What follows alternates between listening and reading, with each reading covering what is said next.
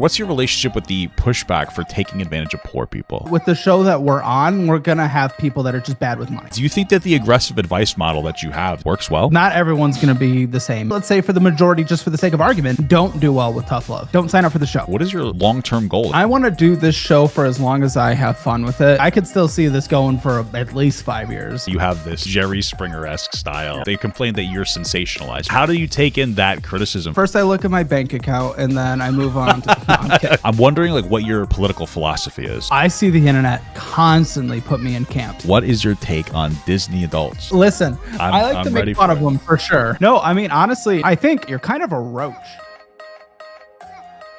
Test.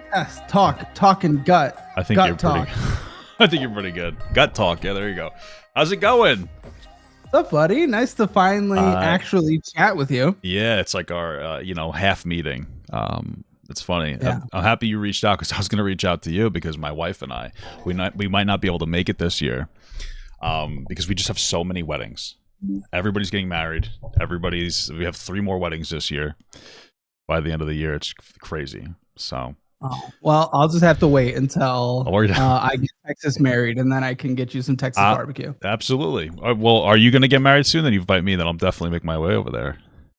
Soon's a little ambitious. we're like 8 months into this thing, but okay. No, I think you should get married as soon as possible. And this way, maybe you can get divorced and you can take half. Listen, a prenup is coming. A prenup is coming faster than you could ever imagine. I would recommend it in your circumstance. Yeah, for sure. Yeah. That makes perfect sense. You're already established. For me, I wasn't. So it's a little different. All right, cool, man. So I appreciate you reaching out and. I've got some questions for you, hopefully some unique ones. And I have some good non-controversial questions. I don't want to get you in any trouble, so they're good. Hopefully I got some new stuff that you've never heard of before.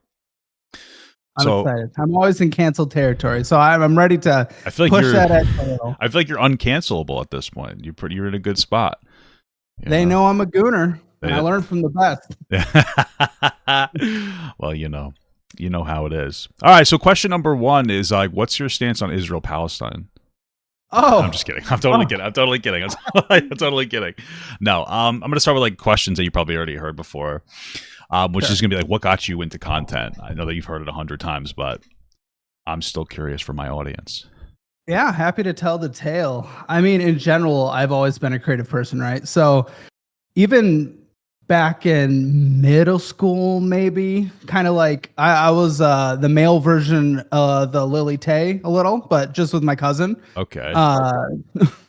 We'd make little fun films and just kind of watch them back and just always having the creative juices there. And then on the other side of it with music, I started writing music in middle school. Just had a lot of creative fun there as a creative outlet. And that was super exciting. And as we progressed into high school, I got my friends were in the creative world, but also the video game world. So we made a very kind of delinquity YouTube channel that no one will ever be able to see. And that shit has been deleted real quick. I was going to say, where's the lost archive? That was who's the music guy that just got canceled? Oh, I don't even know. Drake? No, you just did a video. Oh, Brad Tasted Music. Oh yeah, not Brad Tasted Music. Okay, I don't know what other music guy is there that got canceled. Oh, the guy on Twitter, he's bald. Me, skinny. Oh, Anthony Fantino. Yeah, he's like that times 10. Okay. That's what we were doing in high school because that's a lot of you're high school and it's 2010, having a good time. But we were always having fun, making little films and doing stuff. So I've been in the making content, making music game since forever. And I went to school for music. That's what I originally music education. And then I switched to music composition once I switched universities. You do theater? I did not do theater. Right. I was a band nerd, marching band, drum okay. Close. Half theater. Close. Yeah. But I always push that boundary, right? So I was always writing music even before I was in composition, getting the different music studios at the universities to kind of take a risk on me and write some different, perform the music that I was doing. And I always tried to push that edge. I didn't really care if I ever got embarrassed. So I was always willing to do those things that other people were afraid to do. And it worked out. You know, like my music was selling. It was great. But as you know, probably I had a lot of debt. So I ended up going into an actual job that made actual money, and that was sales. And after doing that, plus some product management that I transitioned to after a few years, you know, I was bored at a company that I was at for 3, 4, or 5 years. At this point, I don't remember the exact number. And I just started mass applying to jobs. And what were you doing at that other company? Like, I was in product management at that time, so I was helping run their memberships. And I was just mass applying to jobs, and I applied to this operations role. And in that operations role, it was apparently for a YouTuber. I didn't even know. I was just mass applying LinkedIn style, you know, just clicking that easy apply. Mm-hmm. And this was Tyler Oliveira. Interesting. I'm not a particular fan of him anymore, but yeah. Well, he's got a big shift. He was very Mr. Beastie at that time. You know, it was like, I'm going to escape from the bunker in 5 days type thing. There's a pretty radical shift towards, you know, so I guess we'll say socially relevant content in some ways. You know, we don't have to get too specific, but yeah. And you know, he kind of led me along. I actually have no negative feelings to him now that I've been in the spot of hiring people in the world of content. Like, I get it, but you know, I kind of felt like I was being led along for a while. In hindsight, I don't really think so, but it was like a multi-month process, kind of always on the edge whether or not I'd get a job. Apparently, he tested someone else. That person didn't work, so then he brought me in. I mean, that makes sense. It could be tough to find like an actual good, solid, trusted employee. So I kind of get that. Yeah, especially since I didn't have like a proven track record in actually making YouTube. Yeah. You know, the channel that we did in high school is stupid and it was long deleted. So, did you show him that as your part of your resume? No, because I can't find it. One of the people that wanted to go to medical school did not want that fucking with his life, so he logged in and deleted everything. Oh, so it's that bad, huh? Wow. All somebody's got to do. Not bad, but it wouldn't hold up to today's standards. That's a fair way to. Different time. Let me tell you, man. It's terrible to say. I shouldn't even be saying it, but I used to be rambunctious when I was young, when I was in like my late teens, and you know, we used to say bad words. And there's like a techno remix of me saying like slurs, like a song with slurs in it. Like they thought it was funny and they took it, they recorded me, you know, and they made a techno remix, and I was like, that's crazy. So I could not imagine if something like that like came out today. I'd just be like, you know, at least the song sounded good. They did a good remix, you know, so hopefully that'll save me if it ever leaks.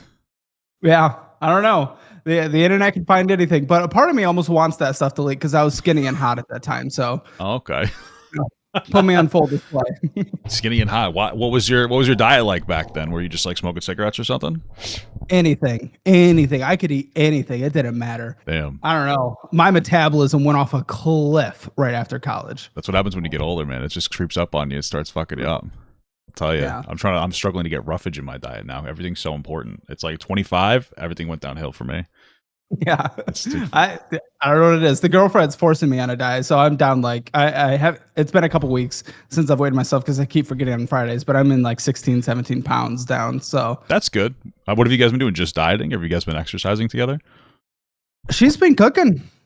And forcing me to report what my lunches are on a caloric basis. Oh wow! So she's a little crazy, but maybe in a good way. That's good. Yeah, in a good way. What does she do? She's going back to school. Okay, so she's hanging out. Yeah, she's unemployed. Wow. Yeah, unemployed for now. Did you meet her on? Did she apply the show and you met her and you're like, wow, you're beautiful. I don't want to do this with you. I want to date you instead. Yeah, it was an Instagram DM, so power dynamics. Oh my god, the power dynamics is very interesting. It drives me nuts, especially when it's adults. It's just so crazy to me. Yeah.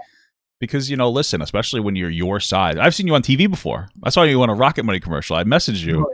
You're a sensation. I don't know that there's anyone in the world that's attracted to you that's not a fan of you already. And so it's like, what are you supposed to do, you know? Yeah, it's weird. Swiping and stuff was always interesting because everyone I matched with knew who I was. So it's weird. Yeah, right. I mean, as long as you're not leveraging your power, who gives a shit? I mean, she likes you because you're Caleb Hammer. She knows you. If anything, she has the upper hand. She knows more about you than you know about her.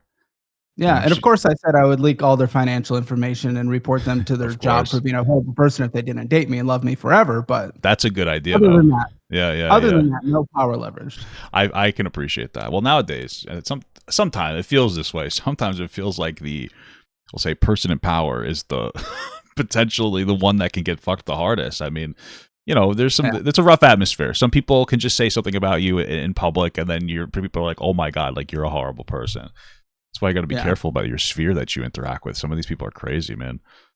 It's wild. I got to be careful out there, but that's why I'm happy to be locked down. No more crazy date stories hitting in the internet and stuff. Me too, man. I used to be such a little fucking gooner.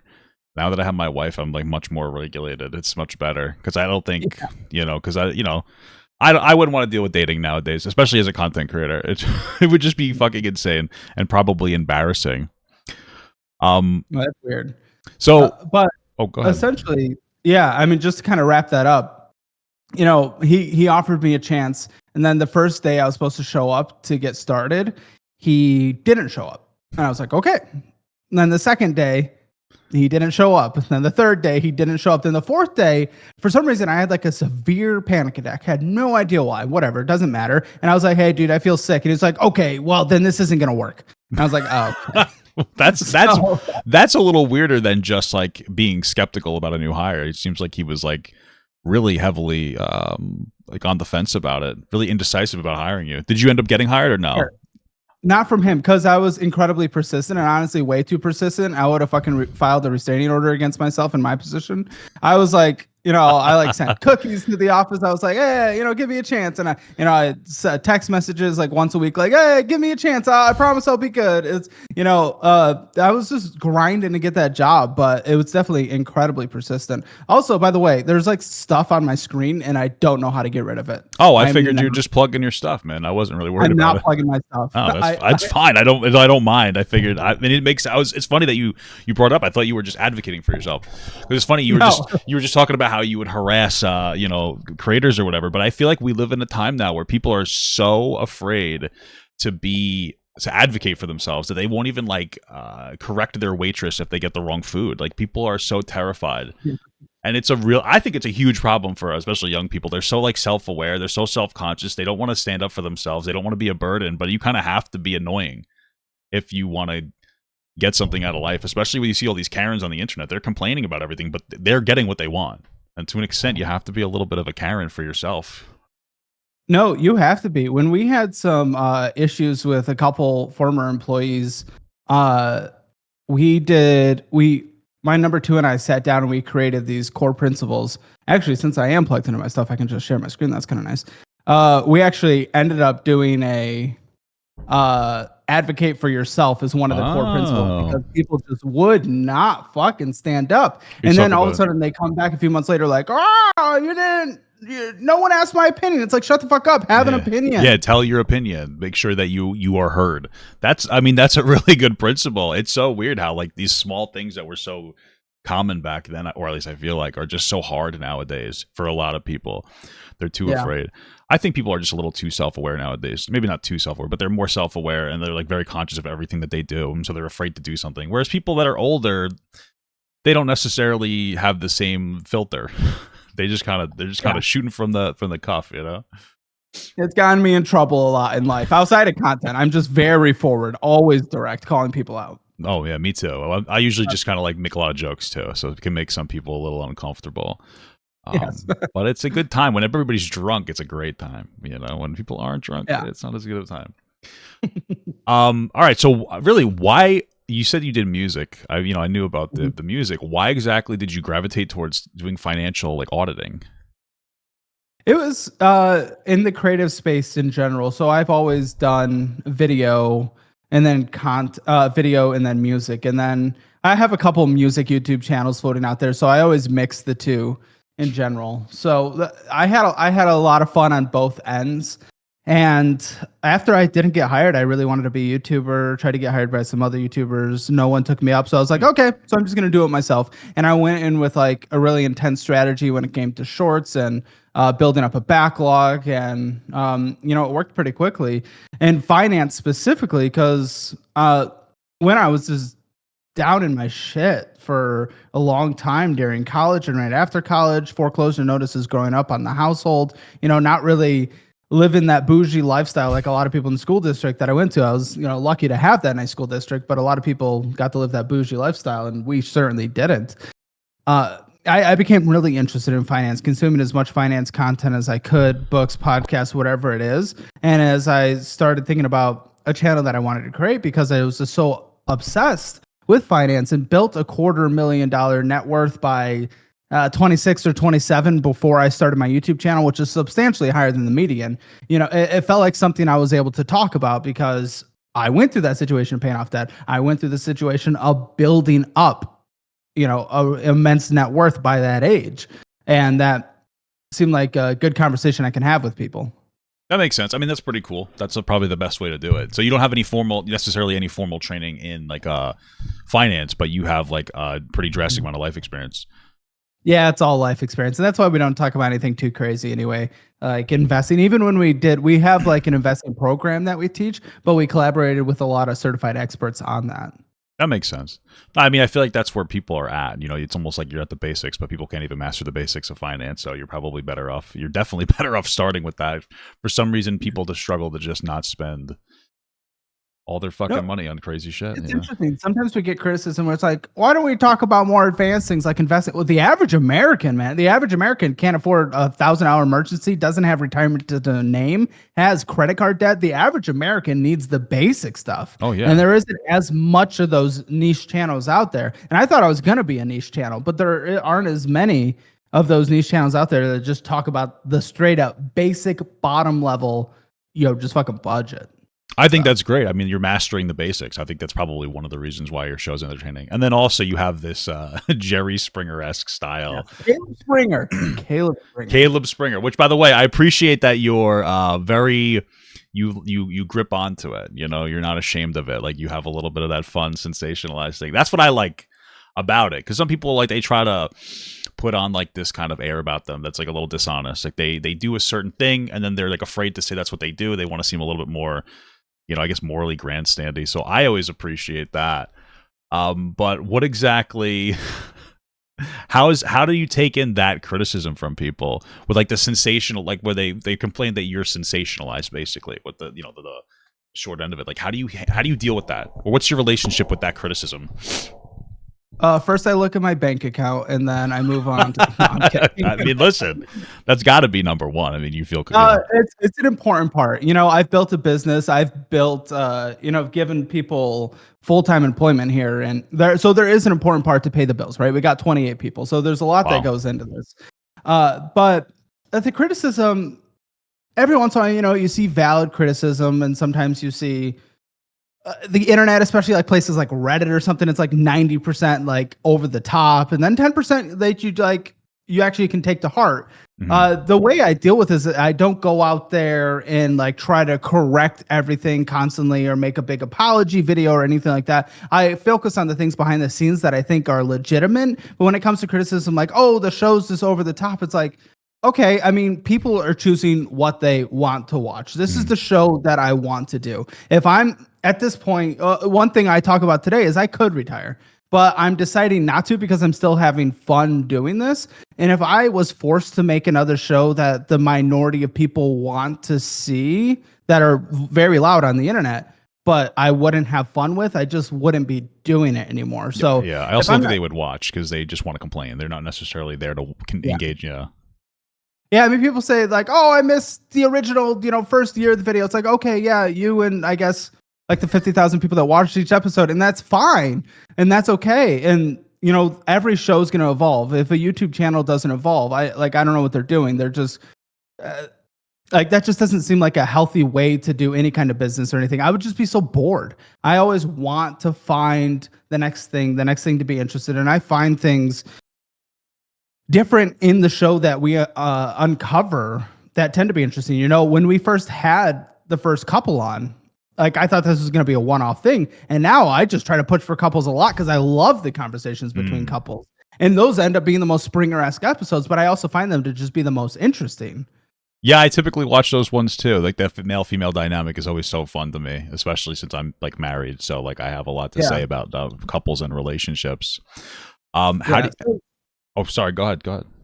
I was going to say the criticism, it doesn't bother me too much, especially when it comes to that criticism specifically, because again, if I just let every little like 1% of the audience that complains about something that 99% of the audience is clearly showing with their eyeballs that they're enjoying. It's like, I just wouldn't get anywhere. No creator would. You have to just be able to discern kind of what is valid and what is a little, not that it's invalid, but just less important. Well, in my experience, every criticism, there's no such thing as a proportionate criticism on the internet. Like, you're never going to get somebody that gives you a level-headed, like, hey, you know what, this is a little bit of the problem. It's always very sensationalized.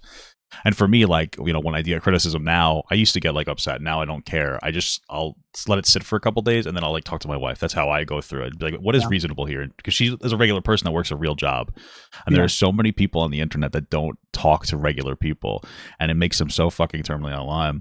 But I want to ask you, like, how do you parse through valid and invalid criticisms? Do you have a person, or do you talk to your team about like what do you think is like something valid to go through, or are you at a point now where you're just balanced in and of yourself to be able to handle that?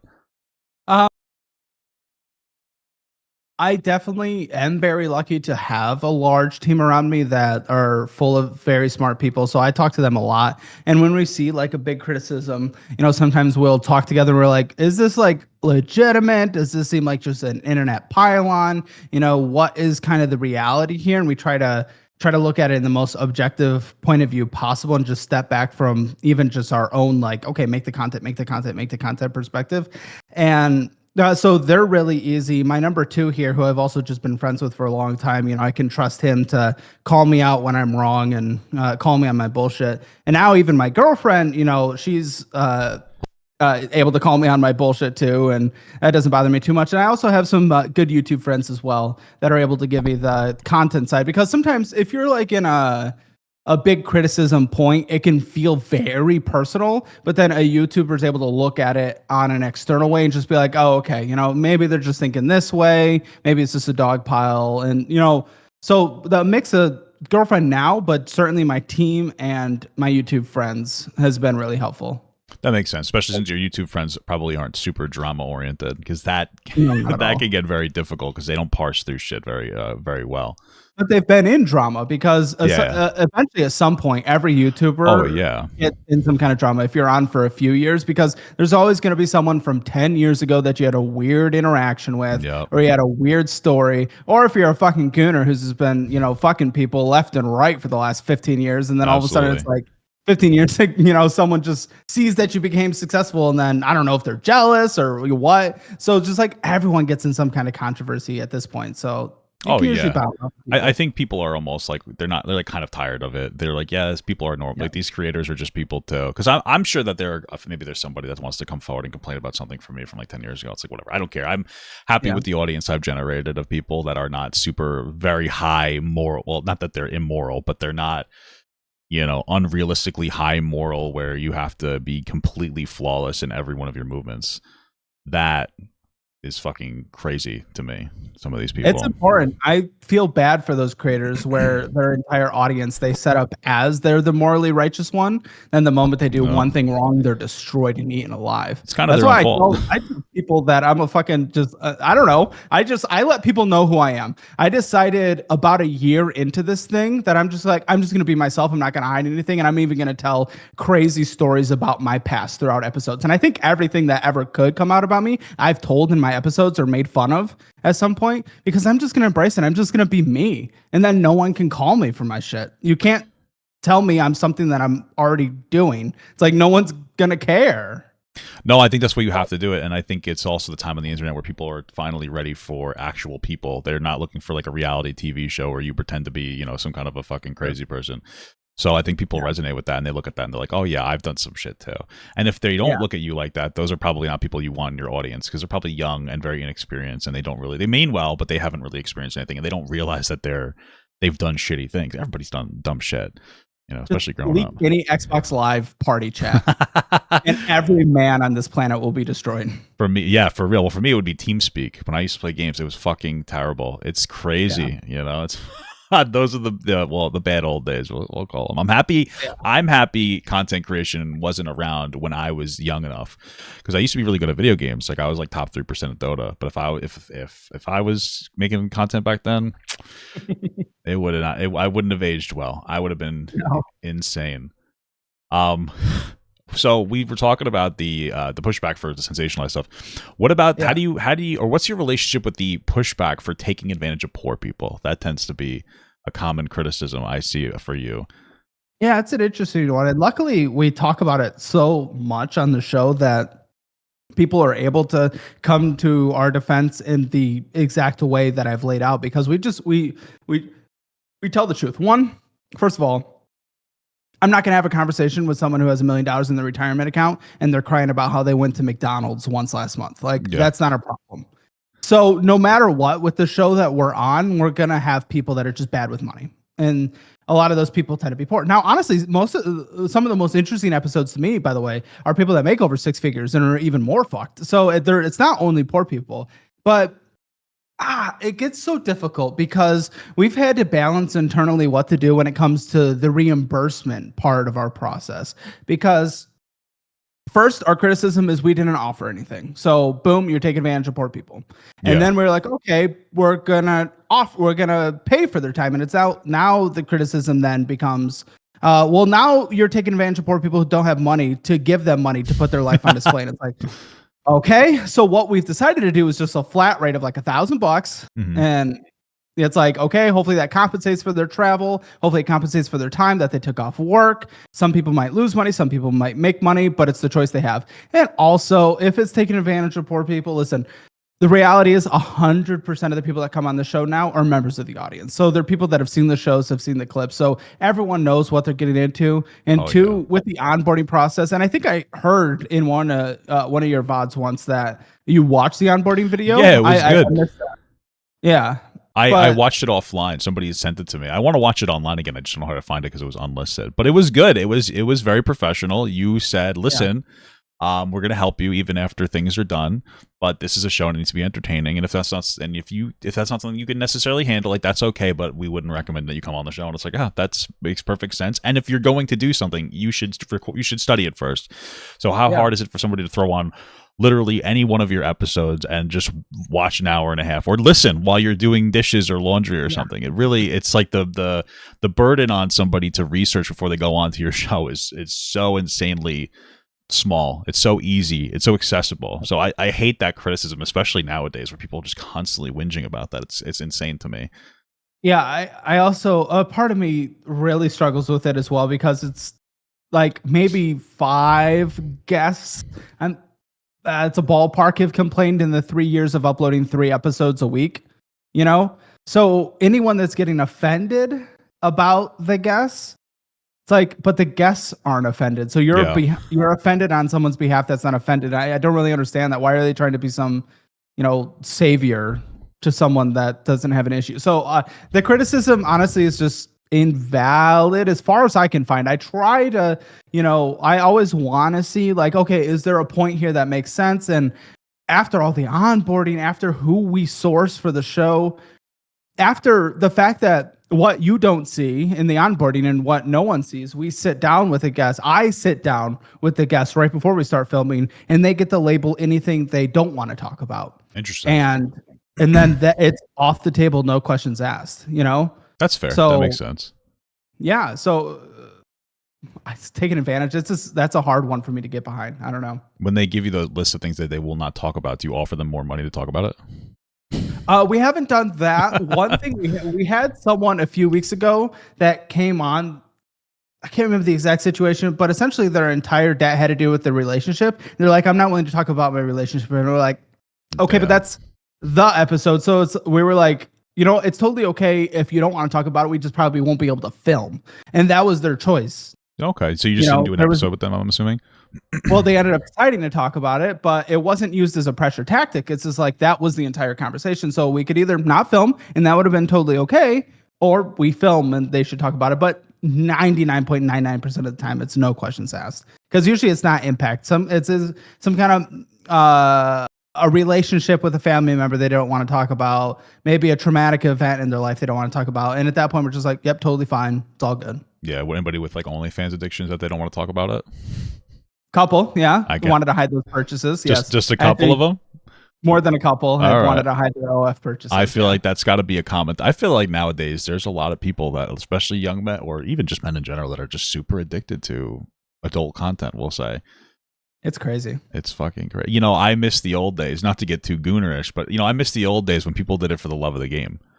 You know, you would go on, you would just go on like whatever platform. You could Google it. You go on whatever forums, and they were just showing it for free, and they were having fun.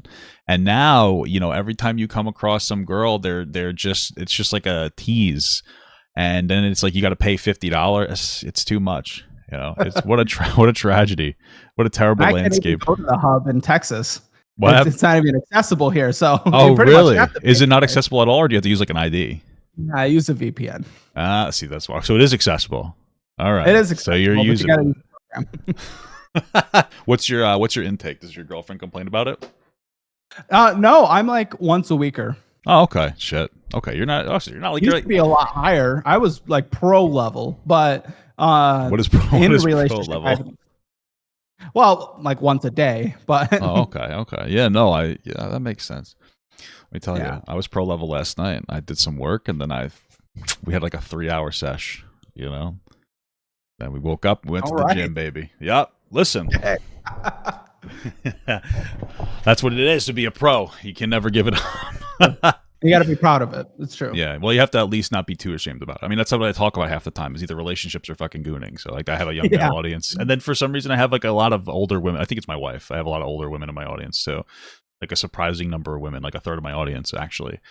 Shockingly surprised. You know, it's interesting. I never talked about this because if we're on the conversation of criticism, I see a lot of people say that we go to like the incel right, I guess. Whatever. Either way, I guess if you talk about money in a not crybaby way, it's incel right. Whatever. 50% of our audience on YouTube are women. It's split right down the middle. Surprisingly, because finance is usually 75% men. So all the other finance channels I know are predominantly men. And then our TikTok is like 60% women. So. That makes a lot of sense to me because I've seen, especially more recently, like every time I see you talk about like a husband-wife dynamic, you're usually more charitable than you'd expect people to be for the woman. So I could absolutely understand that because I feel like there's been moments where I've watched and I've seen you know, a situation where I would see somebody maybe be a little harsher on the woman, but you're typically pretty, I would say not even charitable, like charitable to both perspectives. So that's something I think a lot of women will appreciate, that you don't like dogpile a woman every time she does, like she breathes. Plus, what woman doesn't love some daytime Springer slop? That's true. I mean, that's got to be like a pretty big, hefty majority of Jerry Springer. It's all that crazy drama. Women love drama. They do be loving drama. We had to have a big conversation like a year and a half ago about who Springer was because I never heard of him, and I kept getting that criticism for 6 months. No, like I knew the name of like Maury, and I'm sure I've heard of Springer, but I never seen a single clip in my life. And we had to sit down and watch Jerry Springer. Did you understand the connection once you watched it? That you're Caleb Springer? Yes, it seemed like an over exaggeration, but I decided to just embrace it regardless. Who would you say you're more of, like Maury or Steve Wilkos? I would love to pull out a "You're Not the Father" type of episode, but again, we only deal with people that apply, and it's a real situation. So we just have to wait for someone who's in some pregnancy contention. You know, that would be. But if we get it, we'll do it. That'll be the biggest episode when you finally get that. I'm confident you'll get there. Yeah, it's finance too because that's child support. That's raising a child. There's a lot of conversations money related. Yeah, do you guys have a lot of child support conversation? I barely see them when I watch. But again, I watch a lot of couples ones, so I guess you wouldn't see child support stuff. A few. 2 weeks ago, we had a woman who inherited like a ton of money, blew it all, and she's going back to her ex-husband begging for more child support. So that was a big one. Yeah. Would she blow it on? Or did you post the episode yet, or is it like something in the backlog? Yeah, it was 2 weeks ago. I think it may have gotten close to 1 million views. It was popping. Shit, I gotta get back to. I gotta react to another Caleb video. Yeah, it was crazy. It was a fun one though. I guess now I'm just gonna ask that question. Like, what is your? Because you're a content creator and you make very meaningful, intentional, well-produced content. And then, you know, we'll juxtapose here with me, who's somebody who does very like low effort React content, which I've seen you started doing. When I'm gonna want to talk to you about that later. But like, what is your like relationship, or how do you feel about people reacting to your content? I don't know how often they do. I know I do, but I know we're friends. But like, how do you feel about people reacting to your content? No, I love it. I wish more people did. You know, we had a decent audience take off in 2023 when was it Abbott and Preach? Is that the YouTube channel's name? Abbott and Preach, yeah. Probably. Yeah, I think they did a reaction to one episode, and that brought in a new audience. So it's just like free marketing. You know, they get some AdSense out of it. We get some new people in, and I love it. I like when people make clips and they make money off the clips, but it drives people to our videos.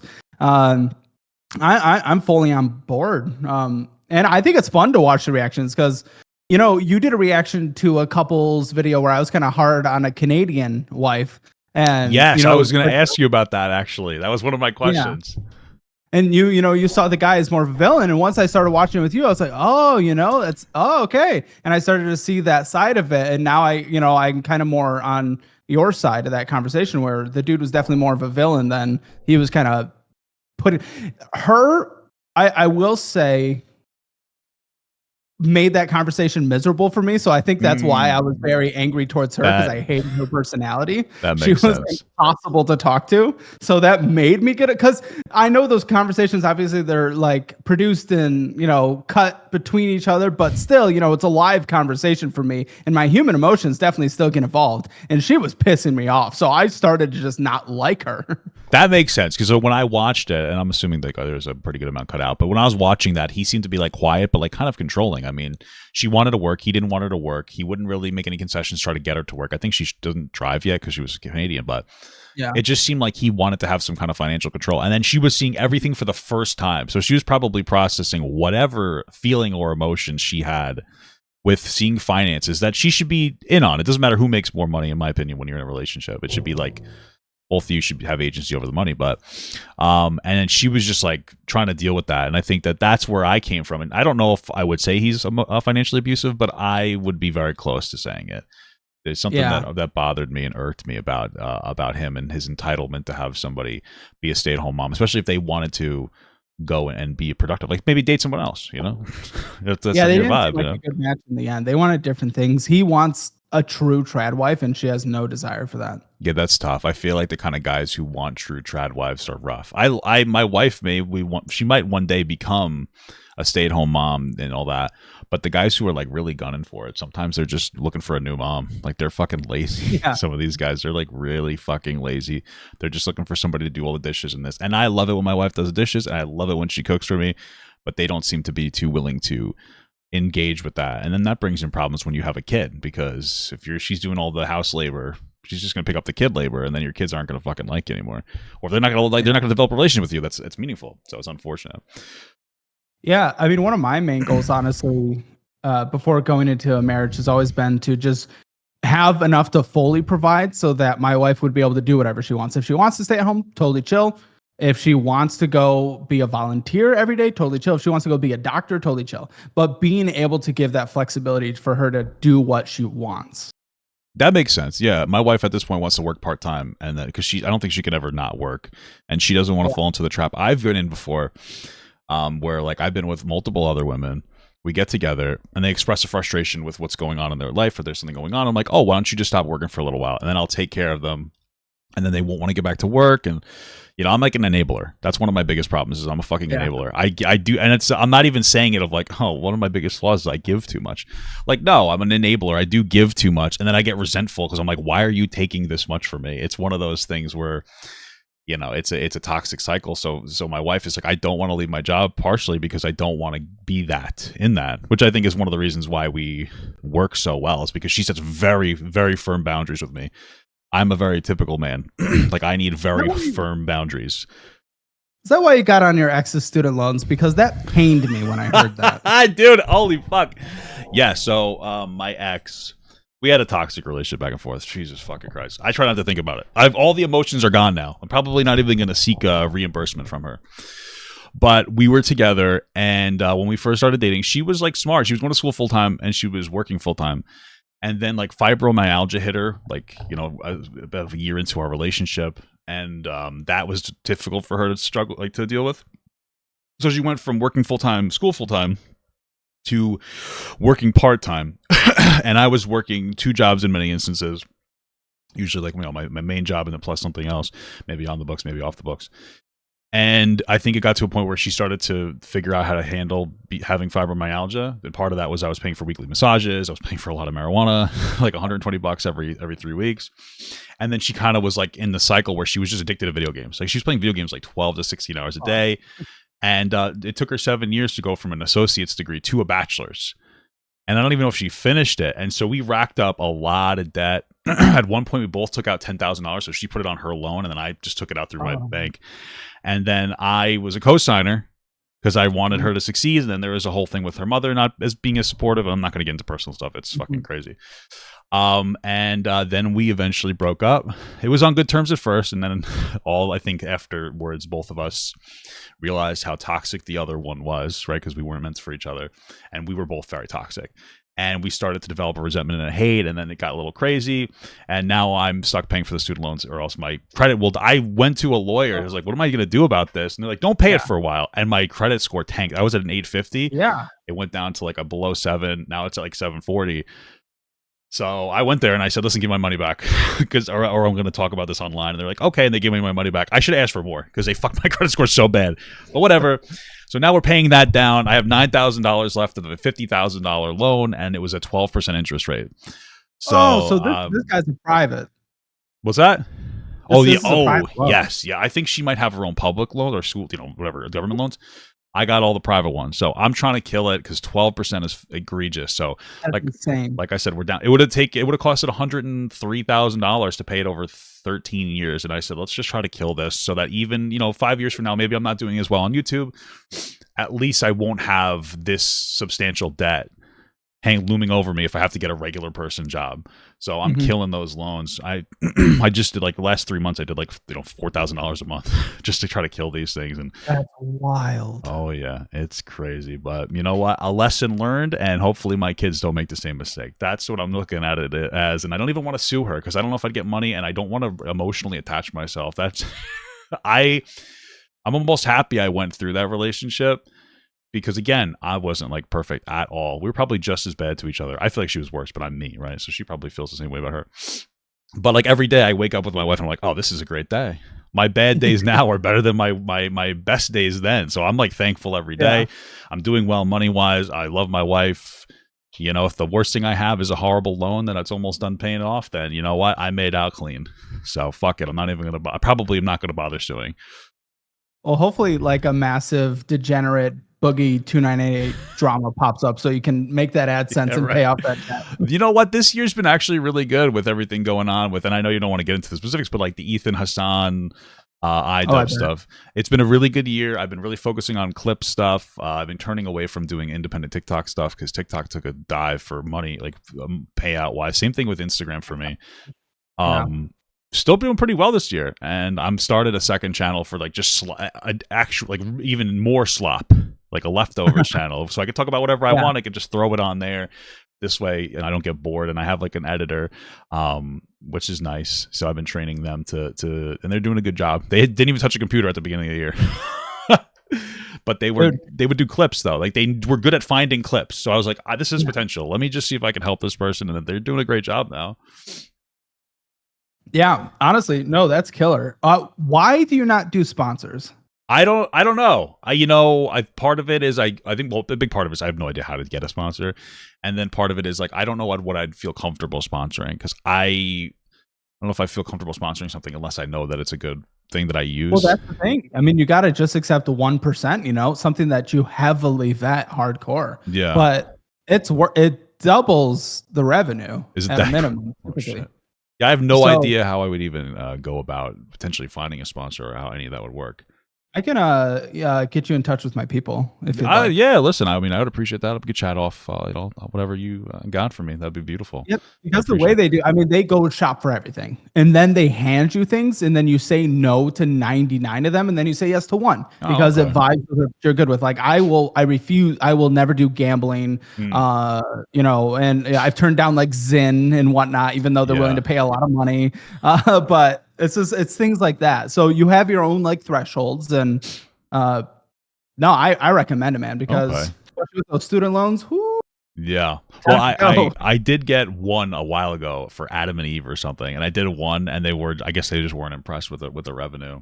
I also don't know how I would do it because I do my content's like so different. You know, you will throw in like a nice plug in the middle. I wonder how I would do it if I would just leave something on the screen or, you know, however that works. And then I don't even know how much to ask for. Although I'm assuming the people that you talk to, they're like almost like middlemen managers that advocate in some capacity. Yeah, and they take like 15%, I think. So that's not bad at all. And then they help run it. They write script and they help you with that. Oh, cool. Yeah. I mean, listen, that'd be great. That'd be fantastic. You know, I appreciate that. But yeah, I've never done any sponsors. The ad revenue is good on YouTube, though. I do well. Like it is good. It's surprisingly really good. It's really consistent. It is just a flat 55%. It really is, in my opinion, like the best platform overall for everything. I mean, shorts, they're good. I mean, the short views can be good. It's like obviously it's not as big of an audience, but they're fair. They're very transparent. You're going to get this percentage, and then you don't have to worry about it. Whereas like Twitch can be a little bit different and a little rough. Yeah, there's nothing like YouTube. I don't even know why. I understand why people start on TikTok. TikTok helped me kind of get off the ground, so I use it as like an advertising tool. But it is not a place to make a living. Yep, nope. It's so unfortunate because last year it was good. Like I made $50,000 last year on TikTok, and but I noticed that there was a financial cap. Once you made $4,000 a month, you would get almost nothing anymore. And then this year, after they got the ban, even if it was a soft ban, the revenue's been dead. RPM's like the third. It's not even worth it. So that's when I decided I'm going to just use it for content plugs and clips, and I'm trying to figure out exactly how to smooth that out. But that just seems to be it because there's no reason to waste your fucking time. You know, at least the way I was doing content for ad revenue. You know, maybe if you're like a dancer, I don't really know their stuff, but for a streamer, not even really worth it. Well, people are making their money with TikTok Shop now, so they just plug that product. I mean, that's pretty much it. But you and I don't have something we can just plug there because it has to be a physical product. Like we have a couple digital we thought of plugging, but you can't do it. So that's how creators are making their money on TikTok now. That makes sense. Yeah, I don't know. It just seems weird to me. I don't really know what I would do. I mean, I buy meme shirts. So like I have like a Jeffrey Epstein shirt that where he's holding like the MIB thing. And he's like, you know, what files or whatever. Yeah. But like, I don't know if I'm going to plug that. Yeah. That's fucking crazy. Probably also like a copyright issue too. I don't know. Probably. I don't know if TikTok cares about that though. There's so much. It's literally just like Asian shops on TikTok. Like you can find the same shit on like AliExpress, and they don't care about copyright either. It's funny, but I mean, listen, get your bag. I don't really care too much. You know, I'm not shitting my pants over it. All right, so I have a question. When did you blow up? Like, what's your experience with COVID? That's like, what is your experience with like COVID as a content creator?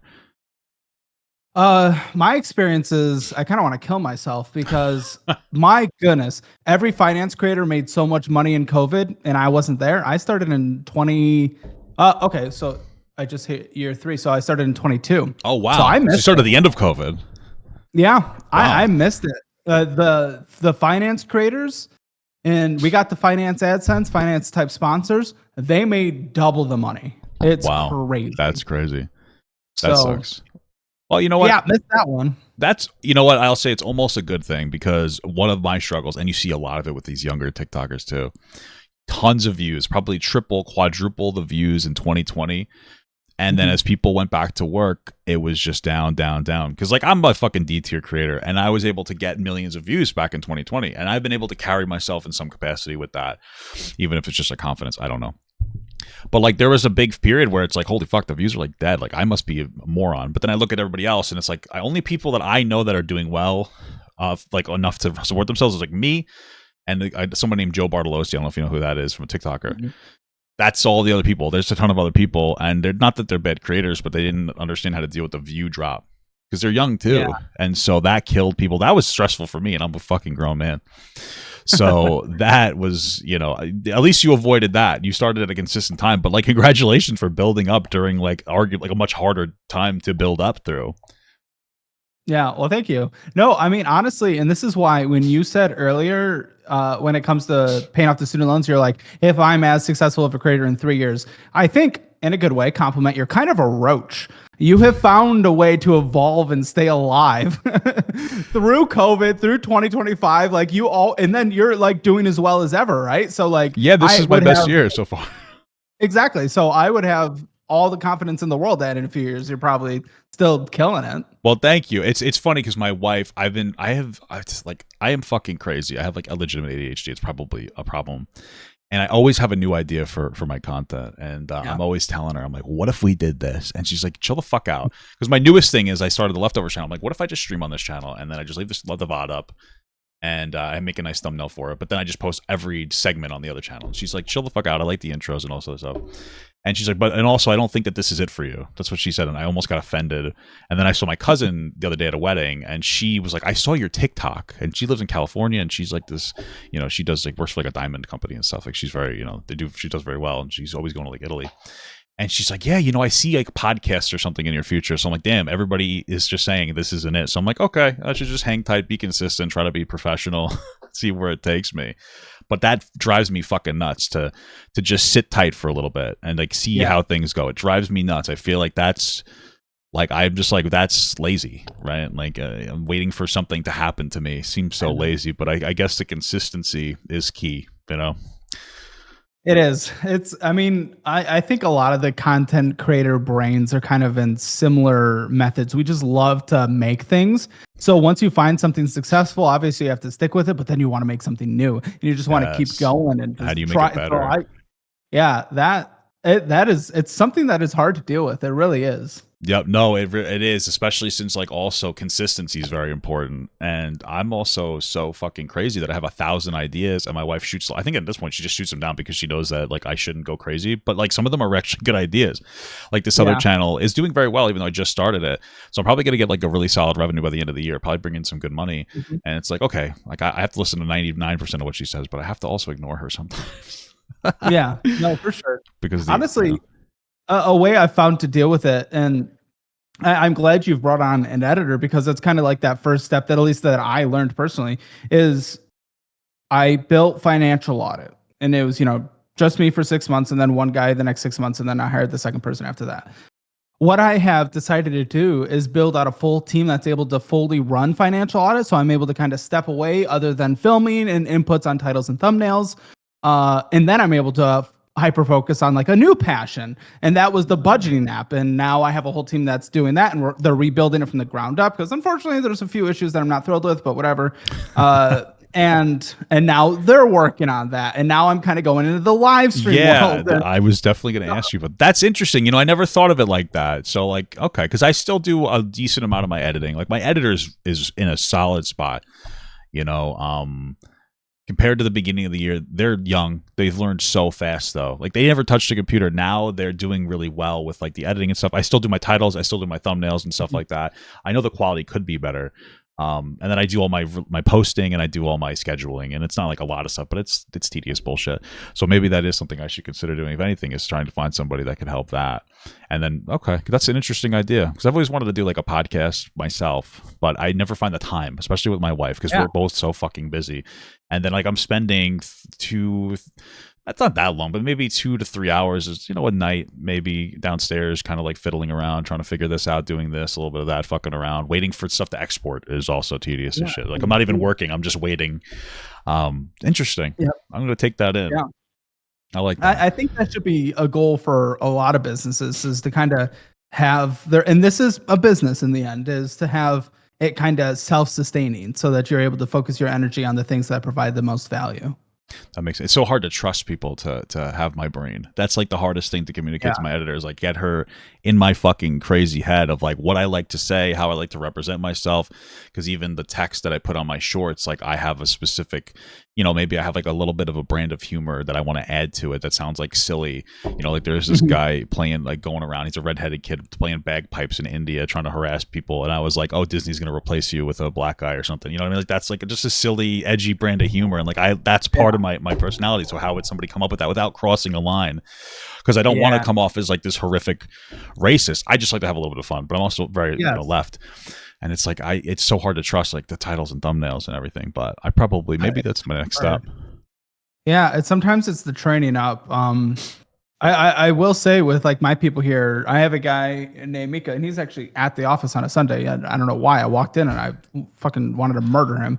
Like he shouldn't be here, but whatever. Okay, he is. And I was kind of a little Steve Jobbish in not a good way when I've been training him up, and now he runs financial audit. But in the workplace and communicating, I could be very straightforward and very brutal. I'm like, no, I like the editing, like this, I want this, and like Yes.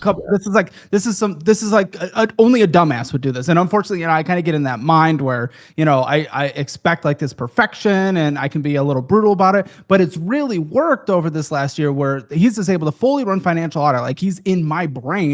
And then he's actually taken it to the next level and evolved it. And now he runs casting, he runs the whole thing. So it's that hand holding, unfortunately, at least in my world, the way it worked is some of that a little overbearing, not necessarily micromanaging, because I allowed them to like go do the edit. But then once it's like done and uploaded, I go through and I make like aggressive notes Yes. and like, and then they learn for the next time. And that's what I've been doing. I'll record my notes. I'll go through it, and usually I'll be like, this is good for now, but next time do this, and it's down to like how far down the text is on the screen. Like and it's not even like amazing looking. Like I don't do particularly high edited shorts. Like you guys do, incredible edited shorts, but like I have a very specific, like I'm just like fucking very specific, or about like the intros. I'm very meticulous about the intros because I feel like that's your first minute of it, and I want it to be like perfect. And if I'm not feeling the vibe when I'm first watching it, my initial is to get fucking crazy, and then my wife just says, "Chill the fuck out," and then be crazy by yourself, and then be productive. And the being productive part has been much better for my editor than me being crazy. And by the way, God bless her, because I am fucking crazy. My wife was saying the other day, she's like, "Thank God you found this person," because they just go with the flow. And I'll have moments where I am fucking erratic, and I'm like, we have to do 8 different things, and then the next day I'm like, yep, we're gonna go back to what we were doing. And they're just like, all right, and with an exclamation point, they're chilling, and it's like, all right, it's very valuable. I really appreciate my editor a lot, But it's fair from the human perspective, because this is your baby, this is your thing that you've created from scratch, and you've taken care of it, you've nurtured it, you've built it, and you kind of want to. It's hard to let that trust go, and that's true. Yeah, just allow someone to speak for you, essentially, in that post capacity. So it makes sense to get those emotional reactions to it. Yeah, I'm trying to do more of like, let me just trust them, because they're a big fan of the show. Like that's why they used to send me content and stuff, and they were doing fan edits, and I'm like, there's probably some clips where like they know better than me. Sometimes I just think I'm funny, and I'm not. You know what I mean? And that's one of the things I got to come to terms with. Sometimes I think something's funny, and it's not funny, and my editor doesn't find it. They don't pick it as a clip. And then I get the clip and I go, that's probably why. Because you know what? I wasn't as funny as I thought. I was feeling myself, but nobody else was. So it's just the Papa Gut-ism at that point. How do you deal with that though? How do you deal with like passing it off to other people and just this feeling confident, just like the training process and just being very meticulous? It's just time, I guess. Yeah, definitely the training process. I've never been a direct manager, so there was definitely learning curves along the way. I definitely wasn't able to do it out of the first gate. I'd say the conversations we have now are much more productive. But I mean, it's a process. Building a business is a process. No one who builds their first business has built a business before, so they're not going to be perfect. True. So yeah, it's different open conversations. Sometimes emotions get involved. Sometimes, it's hard, but building that relationship, I'm close to Mika. We hang outside of work as well sometimes, and just developing that relationship where we're both able to be candid with each other. That's kind of something we try to do here, even though I can be a little, I tell people I need everyone to be open and honest with me. And I would much rather, me be a little bit of a for a second because someone was honest with me than someone just hide something, and then that's much more damaging. So we try to make that very, very clear. But I know I can be a sassy little boy sometimes. So yeah, well, that makes sense. So they know that you're just going to be sassy sometimes, and they're like, okay, Caleb's just having his moment, because that's the same way I am. Except I don't like express it too much. I'll complain to my wife. Like that's my manager at this point. Honestly, my fucking emotional manager. Terrible, and it's funny because I used to when I worked for like the bus company, I was like a manager there, and it's still I'm still, you always got something to learn. So it is what it is. Always, yeah. That's the one thing that the internet doesn't allow: time to learn. Time to learn. What was a human? Yeah, right. Apparently they don't. It's crazy, but I think the atmosphere is a little better for right now. It was horrible in like 2020, 2022. It was brutal, like dumb shit. People just run with it. They love a cancellation. I wonder. If I can ask you a question, yeah, be my guest. You've been in that culture for a while and commenting on it. Obviously, we were in the extreme a few years ago, as you said, where like if anyone did something bad 20 years ago, they would act like he just did it today and they would destroy their life. Okay. Absolutely. But now we've done a big shift. But every time a pendulum swings, it swings again. It goes back and forth. You think we're going to go back to the extreme, destroy people's lives over nothing? I don't think the extreme, because I think that 2020 was such a unique time. I don't think people realize how insanely culturally unique 2020 was. It was everybody was home, nobody was working, everybody was very well-meaning. When it came to politics, a lot of it was politics, and we swung so far left in a way that got so insane. And I think right now we are swinging very far right, and then I would expect it to be like, we're going to swing back to the left, but it's not going to hit that extremist moment, and we're going to slowly go back and forth. And I'm hoping in like the next decade we're swinging small. It's not, it doesn't have the same momentum unless there's any massively impactful points, because that's what I'm hoping. It won't go that crazy, because that shit's crazy. It's a brutal time. Wild. Honestly, and I'll admit, I learned a lot of it from your channel when I faced like my first controversy. I didn't realize I was definitely in that more, especially when I was in college and music college, arts college, very sensitive, being more willing to cancel people for saying the word homeless. It's like, oh, really? That's crazy. I've never been that crazy. That's wild. No. Like, I mean, that's just an example. Like, that's the environment that I went to school with, right? Mm-hmm. And obviously, I've shifted to trying to be much more nuanced. And then after experiencing my first one, and then watching your stuff, and I've seen the videos that you've commented on, from like Dreams controversy to the Mega 64 or whatever. All these different things.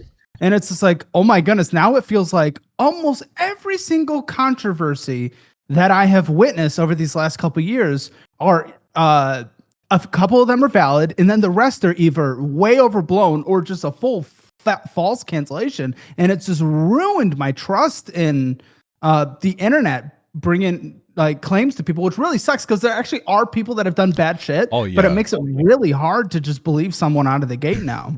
Yeah, I think that's where I'm at. I know, I'm very skeptical about everything that I interact with, every allegation. It doesn't really matter about who it's against.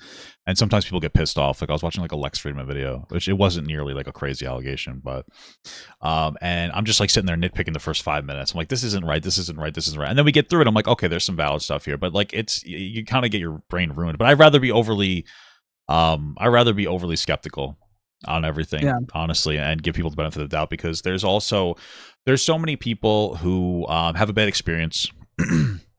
And then a couple of years go by and you forget the experience. You forget the details of the experience, but you remember the emotion. And then you go back to tell your story, and you use that emotion to rewrite your story.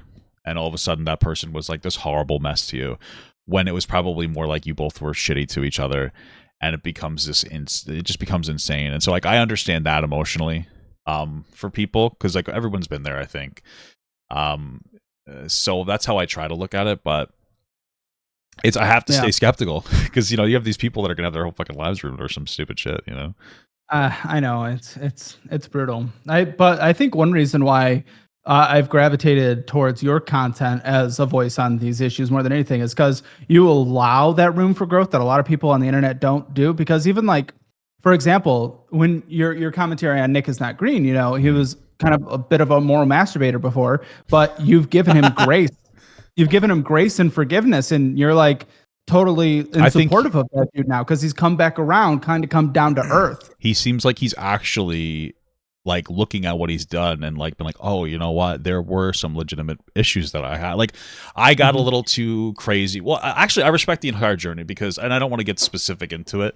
I know that he doesn't, but the journey was basically, hey, my friend said that they had a really bad experience with some people, and I'm a friend and I love my friends. And so I went to bat for them because I trusted them. And then as time went on, I realized that maybe they weren't being the most accurate, whether it was intentional, which I do think so, or it was because they had some kind of like an emotional mislining on the situation and they let them that get the better of them. And they took a break and they came back and they're just like so shifted. And I also understand what it's like to be in that state where you're so unconfident as a creator too. because like I've been there. That's like the worst. Like I made content, I was super confident, and then I lost it for a while, and you just get, and you just don't. It's hard to get that back, and I understand that, and that's where he is right now. And so like he's not unsuccessful, but like he's unsuccessful right now because he doesn't figure out his confidence or his niche, which comes with 100 other things. Because you have to commit to something, you have to do it and commit to it, and then it takes a month or two. And so I could see like the actual journey. I could project my journey to some extent onto him and be like, you know what, like yeah, man, he seems like a cool guy that just kind of got a little crazy with his friends, and he's still young too. I think he's in his early 20s. I want to say he's in his early 20s. I'm not 100% sure. It looks like it. Yeah. Everybody seems like they're so young, though. And they're always so fucking old. Oh, he's 26. They're still a little young. You allowing for that growth, the change, the evolution of a character, and forgiveness as well. I mean, I think that's what allows your channel, in my brain as a viewer, to be a valid place to listen to, because you allow that. Where a lot of commentary channels, it's like a person's evil forever, and then they will never allow growth. Well, I appreciate that. I take compliments very poorly, but I do appreciate that. Yeah, that is true. You know, it's so unfortunate too, because we have like this weird atmosphere where you've seen like the rise and fall videos of people, right? Oh, sure. And I almost feel bad. Do you know who Only JS is? I know the name. I think from you. Yes. So they were a huge TikToker, and they had some controversy, and they were so young too, and it was some racism. Which, listen, I've had some light racism in my, and they didn't deal with everything perfectly, and then they took a tremendous dip. They lost sponsorships, and they lost podcasts, and they lost this, and they lost a lot. And every 6 months, there's a new rise and fall story of JS. There's a new update. Like, she farted on a squirrel today. And it's like, damn, like, you really can't. No, like, that's part of the infrastructure that, like, that's cancel culture to me. It's fun. I enjoy doing rise and fall videos and reacting to them because they are fun. But then so I'm part of the problem. But at the same time, like, that's what keeps it immortalized, because somebody will do like a detailed recounting of every bad thing that they did. And then they'll get details wrong while I watch it, which are uncharitable to her. But then, like, nobody cares because they're already they got the red X on them, so it doesn't matter. You could say fucking anything, and then it just keeps it going, and it doesn't allow for growth. It's so brutal. And like I said, I'm part of the problem because I watch it. And I know that'll happen to, I assume it'll happen to me and all my creator friends at some point. Like, it just feels like a part of the story as a creator. Yeah. Well, if you don't fall, they can't do the fall part. So, you got you got that going for you. I think a lot of people respond well to like just success. Like, you're doing well, so like they're not going to feel like they want to dogpile you. It's like, oh yeah, Caleb did some shit, and Caleb's still moving forward and doesn't respond to the controversy because it's not worth responding to. And it's like, okay, yeah. Although now that you have a live channel, that's the thing, is, are you afraid that you might over respond to some criticism? Potentially. I've done a couple like response videos, but those were more on the clickbaity side because they're like things I decided to do. If anything's ever like big, like I think I'll just probably ignore it, because I think real growth comes from what you do behind the scenes and actually changing your life, and not going out there and making like a crybaby video about something. So I'm probably just, if there's ever a big drama, just gonna be like, okay. Maybe something bad happened. I should change that part of myself and grow as a human. That makes sense. It's funny because I remember watching your content at the beginning. Somebody commented on like my first reaction to you. I'm like, I don't know who this Caleb Hammer guy is, and they're like, oh, how far we've come. But I don't remember the exact one, but there was, I think I made I was like, wow, this guy can be a little more sensitive, I think. And then like fast forward, and like it's like profound. Like, you haven't changed your content, but there's like a femininity in a positive way that you'll bring to the table when you're talking to people. It's like one of these. No, but there's an empathy there that I think is like really nice, and it's like a lot of growth. And it's like, you don't need to be meaningful because people aren't like the people that criticize you mostly aren't going to fucking watch you anyway, so they're not going to see the growth. But like, I think a lot of your audience, I think that's why you have so many women in your audience. Yeah, I could definitely see that for sure. Yeah, we changed things a lot.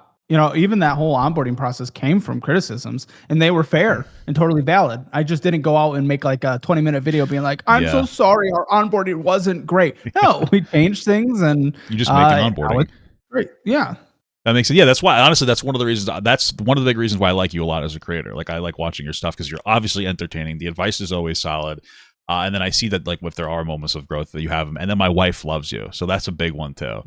My wife is fucking crazy, and she's called every single content creator I've ever interacted with before any bad things happened. And I'm at a point now where, like, if my wife likes somebody, it's like a sure shot I'm gonna like them.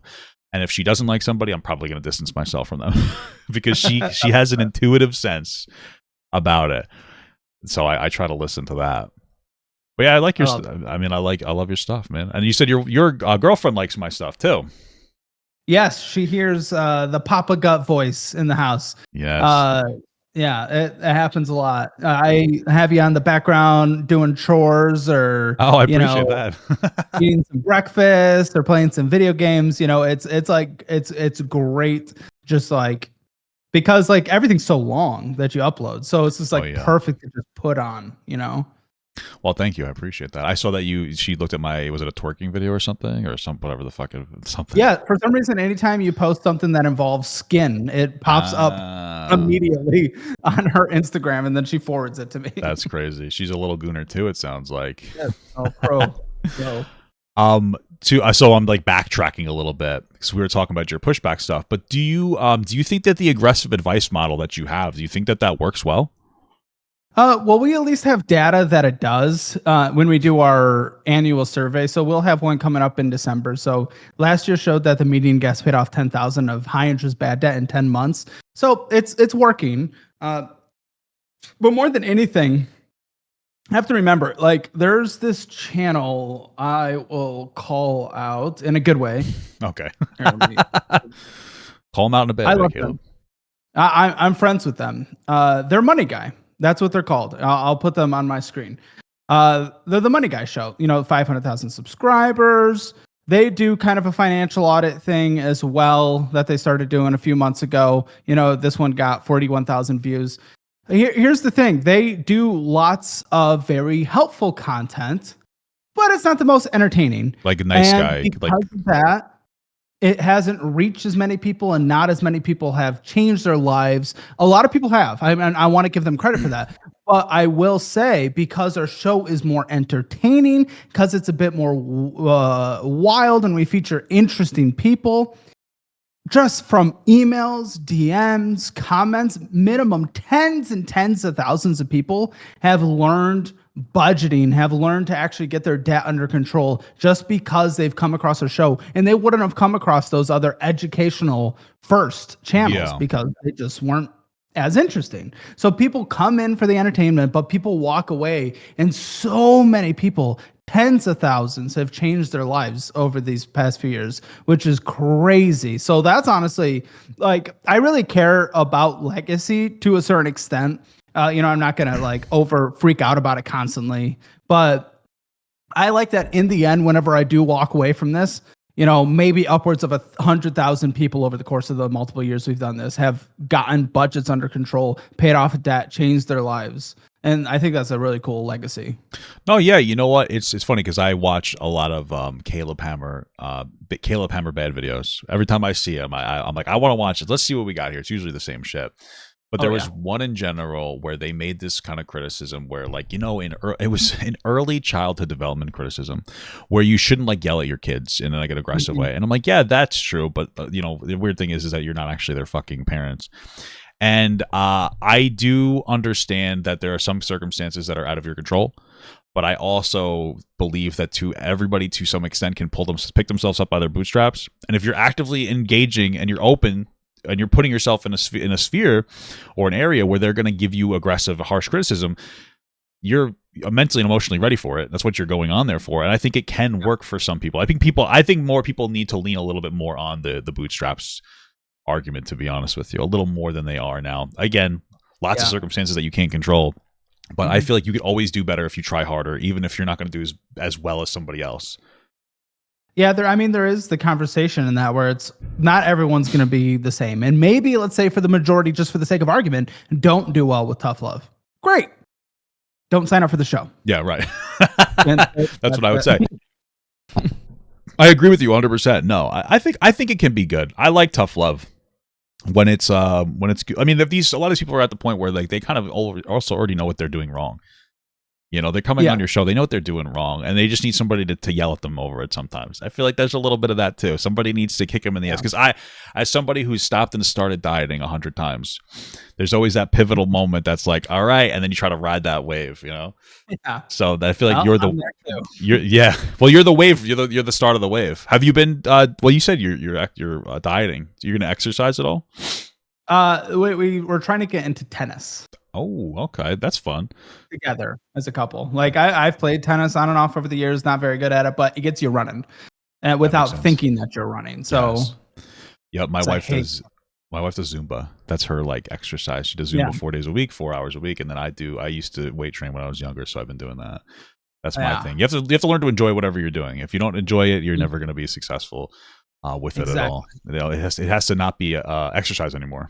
You know. Also, I see all those Pop Marts in the background. Is there any little boo boos back there? No, you know what? I bought fake ones on accident. Spent $100 on 6 of them, so I haven't opened them yet. But I have a lot of crap back there. Oh yeah, those are called the foo-foos, I think, right? Yeah, that's what they call them. You know, they call them. Well, they were in the mall and they were $80 for a real one. So I was like, I'm not gonna fucking pay for that. And $40 for a fake one. So you want to know what? $17 a fake one. Could have been worse. You know what? I think that means the fad's already dying. The fact that you actually saw some in the mall to purchase. That's a good point. It's becoming too mainstream. It's becoming too cool. Yeah. Nope. I think it's perfect. That's true. All right. So, I mean, what is your, I guess, long-term goal? Like, where do you see yourself 5 years, 10 years? What are you thinking? It's interesting. I want to do this show for as long as I have fun with it. And now, obviously, there's employees that do rely on the paycheck. I've always kind of made the pledge to myself, employees, if you're seeing this, click off now, that if I ever decided to just stop, I would probably work an extra 6 months so that I can give them like all of them 1 year's worth of income at the exit, you know, to allow them to, because, you know, they depend on me. Yeah, that makes perfect sense. So that's the idea. Is that super attainable? We'll find out. But honestly, I could still see this going for at least 5 years. The one thing I could see is maybe going from 3 episodes a week to 2. Mm-hmm. And it's not because they're necessarily hard to film, but they've become substantially longer episodes and more difficult episodes. And so the 3 we're doing now is at the work and time expenses doing 6 maybe a year and a half ago. So I could see potentially going down to 3. I'm very competitive though, and I don't know if I'd want to go down just because of that. I'm also competitive on the membership side. We're about $10,000 away in the YouTube monthly recurring membership number from being the top earning membership on YouTube. Who is the top? So I'm under an NDA with YouTube, and I can't say. Fair enough. Yeah. Because they're willing to give me the information as long as I don't spill the beans. So that's fair. That's fair. You know what? Whoever is the top, just come out and tell us right now. All right, just come out and comment under the video. Yeah, I know. I passed the channel recently that you watch and react to a lot. Okay. I mean, I already know who it is. So if you're under NDA, I'm not going to say it. Yeah. I mean, there's only one. I can imagine. Fun. Yeah, that is well. Congratulations! No, I see you like humping it hard, and I see you put out an extraordinary amount of content on your members only. Like it's insane. Because I became a member, I didn't do the reimbursement shit. It's $10 a month. I don't obviously, but I'm like, wow, like you guys are live. I'll see you. I'll pop in there for a little bit while I'm doing some of my editing, and I'll try to focus. And then there's like a lot of stuff going on. But it's like it's a lot of fun. You guys are like game shows. As you guys are just like chatting about stuff. It's a lot of fun. I think. Is that one of those things that you just like, I got to do something else, and you put more energy into? Yeah, and it's super fun. It was competitive on the membership side, but also wanting to try these different contents, and behind the paywall with the most dedicated audience is sometimes the best place to do it. So, you know, we kind of have almost like a Good Mythical Morning ripoff show called Fat and Fatter, where I just get to eat food, and that's awesome. We have a Behind the Audit show where we break down each episode of financial audits. The audience is loving that. We have a call-in show, so it's shorter segments, kind of like Dave Ramsey's show. So there's so much, and we upload 3 shows a day, Monday through Friday. So that helped accelerate us to almost number 1, and we're really, really close to that. So I really want to get there. Just competitive. So I could see leaning into that as well over the next 5 years. This live streaming thing I'm having so much fun with. Yep, I want to talk to you about that. I'm really curious. It's fun because honestly, I've been so busy that I don't get to watch as much content as I'd like to. So it's an excuse to watch content, first of all. Two, it is lower effort. Oh yeah, so it's fun. That's a beautiful. Listen, I there are reactors or whatever that like to pretend it's hard. That's one of the draws. Like I get to come on sometimes and just play a video game while I fucking react to something, and it's a lot. It's really nice. I love it. It's great. The low effort's got to feel amazing. It's got to be liberating for you. It is, because the financial audit's like just so much goes into it. And then I just come into this office, I just sit and I just go live. And I love the community engagement. It also boosts the memberships, but it's also like a triple dipper of income. You get AdSense from the live stream, yes, subscribers from the live stream. Then you cut it down to a VOD where you get AdSense on the VOD and a sponsorship on the VOD. And it's like, yeah, I saw that you were doing sponsors in your actual like re-uploads too. I was like, this. It was so funny. I was watching the military criticism whatever thing. Yeah, and I was like, this. I started laughing. I'm like, that's so funny because that's so you. Like you are so you're on it. I was like, this is so funny. I never would have expected it, but it makes perfect sense for you to do it. It's fun, and if people find the value there by watching it, I'm happy to do it. That channel was repurposed. It was a highly produced show called Your Week in Money, where I would do kind of commentary on financial news, but highly produced. We're getting more views per VOD on these, and it takes me. It's just done live, it takes me 30 minutes instead of 3 hours. Yeah. So I don't know. And I think people like the interaction with the audience. I love interacting with the audience. I think they love interacting back, and it's really cool. And we're tested on Twitch as well, a little, just dual streaming, mostly because people can gift a Prime sub, so may as well get that sense. Free. Are you feeling the dual streaming or the quad streaming? I saw you on Twitter the other day. That was a test. I went off Twitter and Kick because just really Twitter didn't really make sense in terms of monetary, and Kick I just wasn't getting any pickup there. So just doing YouTube and Twitch. That makes sense. I mean, some people just prefer watching on Twitch, so I want to make sure I give them that opportunity as well. But that I've gotten banned already twice on there since I started. Twitch is rough. They're a little tough. Have you tried like the vertical streaming at all, like TikTok? So what I do is I put my phone on this thing, right? You can't. It's just a phone holder right here. Yeah. And I go live on TikTok, and it shows that I'm doing something, reacting to something, talking to someone, but they can't tell. And it says right on there, go to YouTube to view full stream. So then it funnels people to YouTube. Is that effective? Yeah, the moment I go live on TikTok, YouTube usually jumps by like 500 to 1,000 people. Interesting. Which again, the TikTok, their earnings are just not good. Yeah, they're people horrible. can donate on there, but it's still kind of just meh. Because I've gone on there and I've gotten good numbers. But it's like there is no earnings, and then they'll give you like a bit. They don't really particularly care for React content, and I'm like, all right. Yeah. Like, I mean, they'll start shadow bit. Well, they don't even shadow bit. They tell you we're not going to promote you because you're.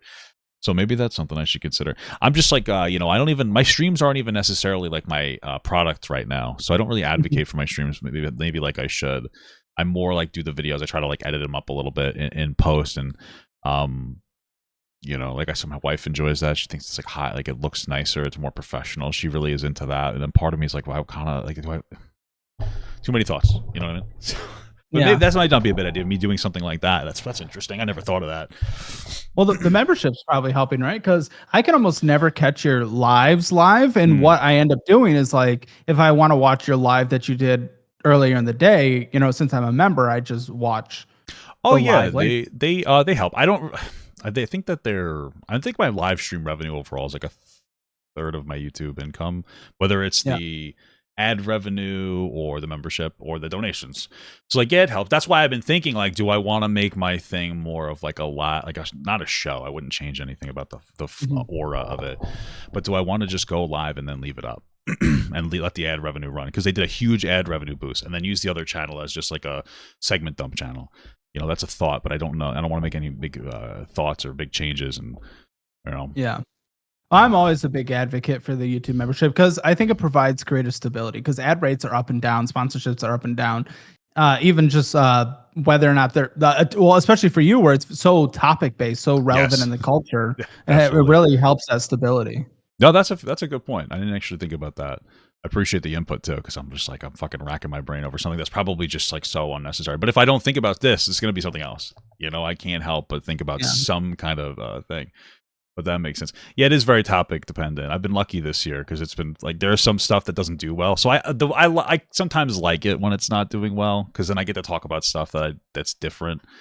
Even if it doesn't do as well. Like I like the conversations. I love the conversations. Yeah, I'm actually curious about that because, as someone that's getting into live streaming, I'm so analytic focused on everything. That's just how my brain works. It's not always the healthiest. It's not always the best if you want to be creative. But I'm always watching my live views, and I'm curious how you do when. Well, there you go. That's smart because that's what I was about to ask. I don't even bother. It stresses me out sometimes. Okay, because for the longest time in this conversation, you were sitting at 350 versus your usual 500, and I was like, I don't even think my 500 is even usual anymore. It depends. I'm so sporadic with going on live that like people just stop in when they go to stop in. So I stopped looking. I stopped looking at it because I'm one of the big things is for two reasons, because I'll get upset when the views are low, and then I get upset when the views are high. Because I feel really good when the views are high, and then especially when they're high for a month, and then next month is not that good. And that's when I think the most that I'm the biggest failure in the world. And that's when I need the most emotional support from my wife to just be like, you have to just relax, be consistent. Like you need to chill out. So I try not to feed into the high highs or the low lows. But 350 is pretty good right now for me. I think that's solid. I'm happy with it. Like I'm not upset with it. But I try not to look at it, to just try, it's because ultimately my emotional side goes like, oh my God, what the fuck? My logical side is like, it really doesn't matter. You're doing well overall, even when like some of the revenue goes down. But that's how it is with controversy, especially towards the end of the year. Controversy kind of goes down. And then there's a pop at the end of January. Past 3 years, a pop. Wild. It is a pop. So if Christmas, not great. End of January, there's usually an explosion. I think people are happy at the end of the year. It's Christmas, it's holidays. You got Halloween, Thanksgiving, Christmas, New Year's Day, and then it all ends and everybody goes back to work and they're all upset and YouTubers or whatever, and then there's just fucking waves and waves of controversy, and it hits hard at the beginning, and you slowly ride. And my ride's been much better this year on YouTube than ever. So I'm like, I am doing all right. Try not to I will say, I don't know how many creators you talk to, but in terms of creators that I've like either been in like some, like they kind of mentored me and whatnot, every creator seems to have the same, like, when everything's going well, you feel good, but the moment it even drops by 5%, you're like, okay, game's over. I have to get back to like having a career outside of YouTube. Like you just think it's done. And that just happens to happen for every creator I've ever talked to. You have those feelings too?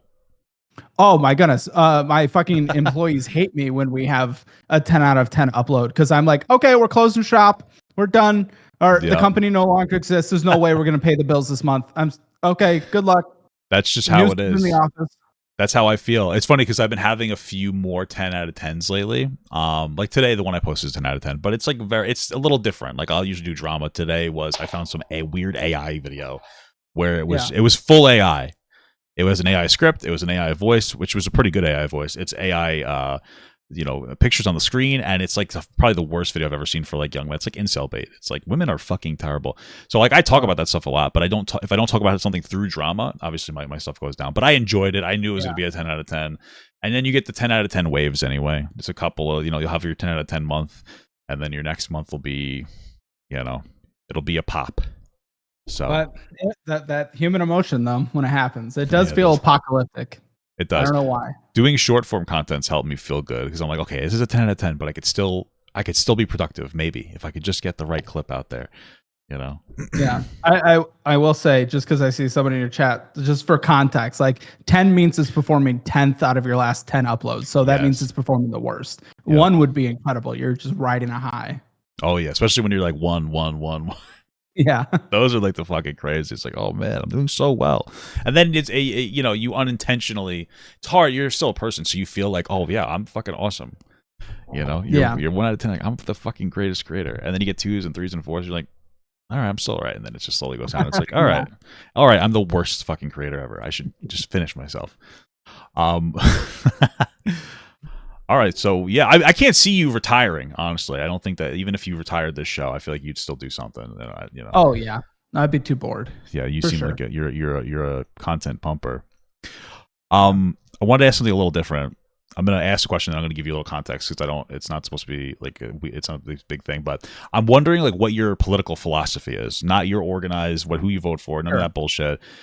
So for me, like in general, I like the concept of as much reasonable deregulation as we could possibly have, while also having a solid expansion of like welfare services. And so like my go-to point on that would be something like a universal base healthcare. Takes the stress off of businesses, especially small businesses that have to provide health insurance, and it can be difficult for them to grow. And big businesses, which are just going to start automating more faster because they don't want to pay the fucking insurance, and then putting it onto like have the government run it in some capacity so that it's easier and stable, but still have like an expansion of welfare so people have access to healthcare. And it's like that's my question. Like, what is your political philosophy? It's interesting because I see the internet constantly put me in camps. The people on the right will hear something, they'll put me in the far left. The people on the far left will hear something, they'll put me in the far right. It is wild. I try my best not to come from a political ideology or a like of a political party or a politician, because what I see so many people do, and I'm not going to try to pretend like I'm fucking high and mighty for this. This is just how I think about it.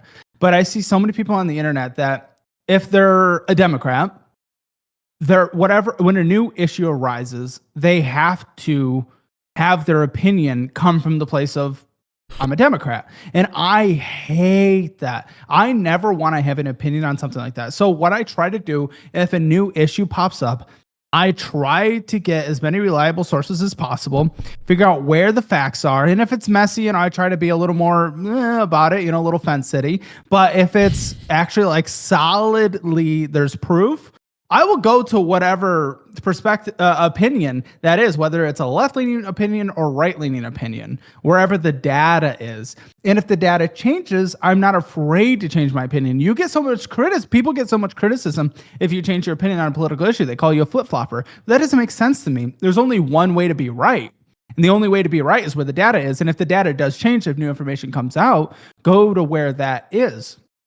So on the conversation of like AI and automation or UBI, that kind of stuff, I am in a weird position where, or my perspective's in a weird position where I see so many people saying two opinions that everyone's incredibly confident in. Okay. One, typically, actually, I don't even know if this is left or right. Actually, there's just two opinions. One where someone says, "Okay, AI is going to automate jobs, and we need to have some kind of universal basic income. A lot of people are going to be losing jobs, and we're seeing jobs lost now."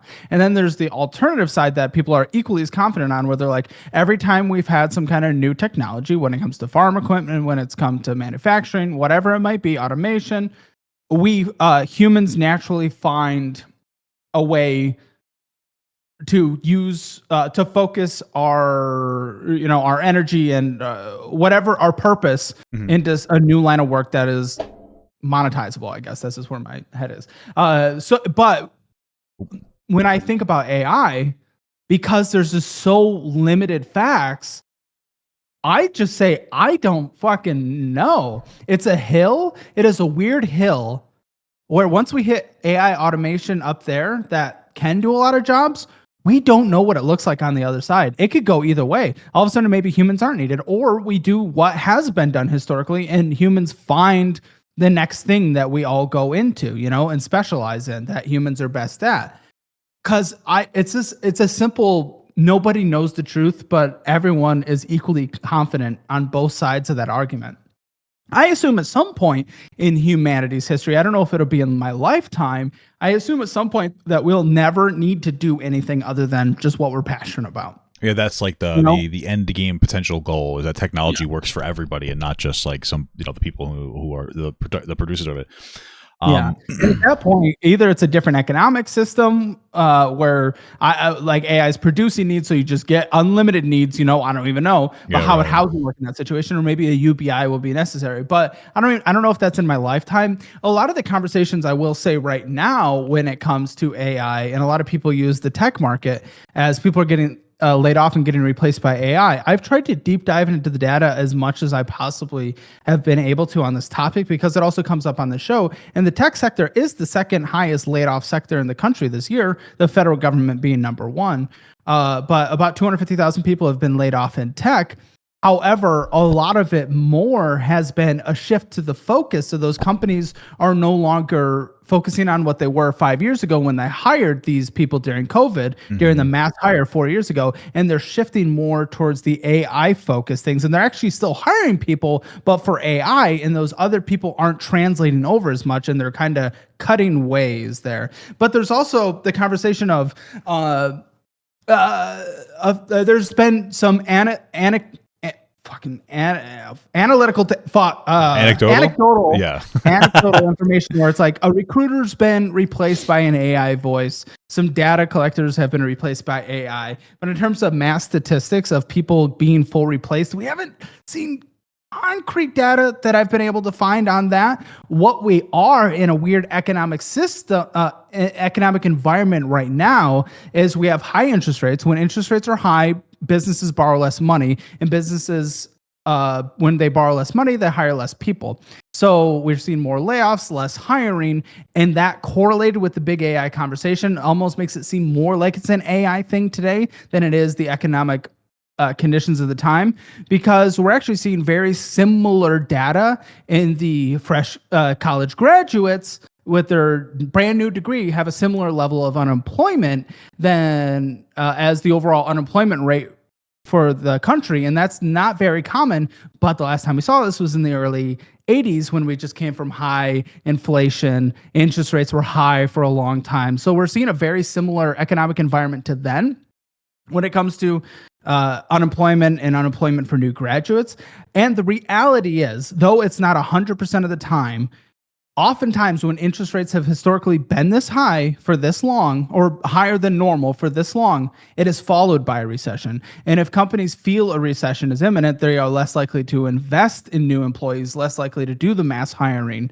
And so with that economic situation that we're seeing now in the environment, along with all the news of AI, it makes it feel a lot more AI replacement than we're statistically seeing in the marketplace. However, I have no doubt in my mind that we're going to see a lot of humans lose their job with AI in 5 to 10 years. I think we're just seeing less of it in 2025 than, we kind of hear on the internet, because right now we're just seeing a lot of heavy everything gets very sensationalized. Absolutely.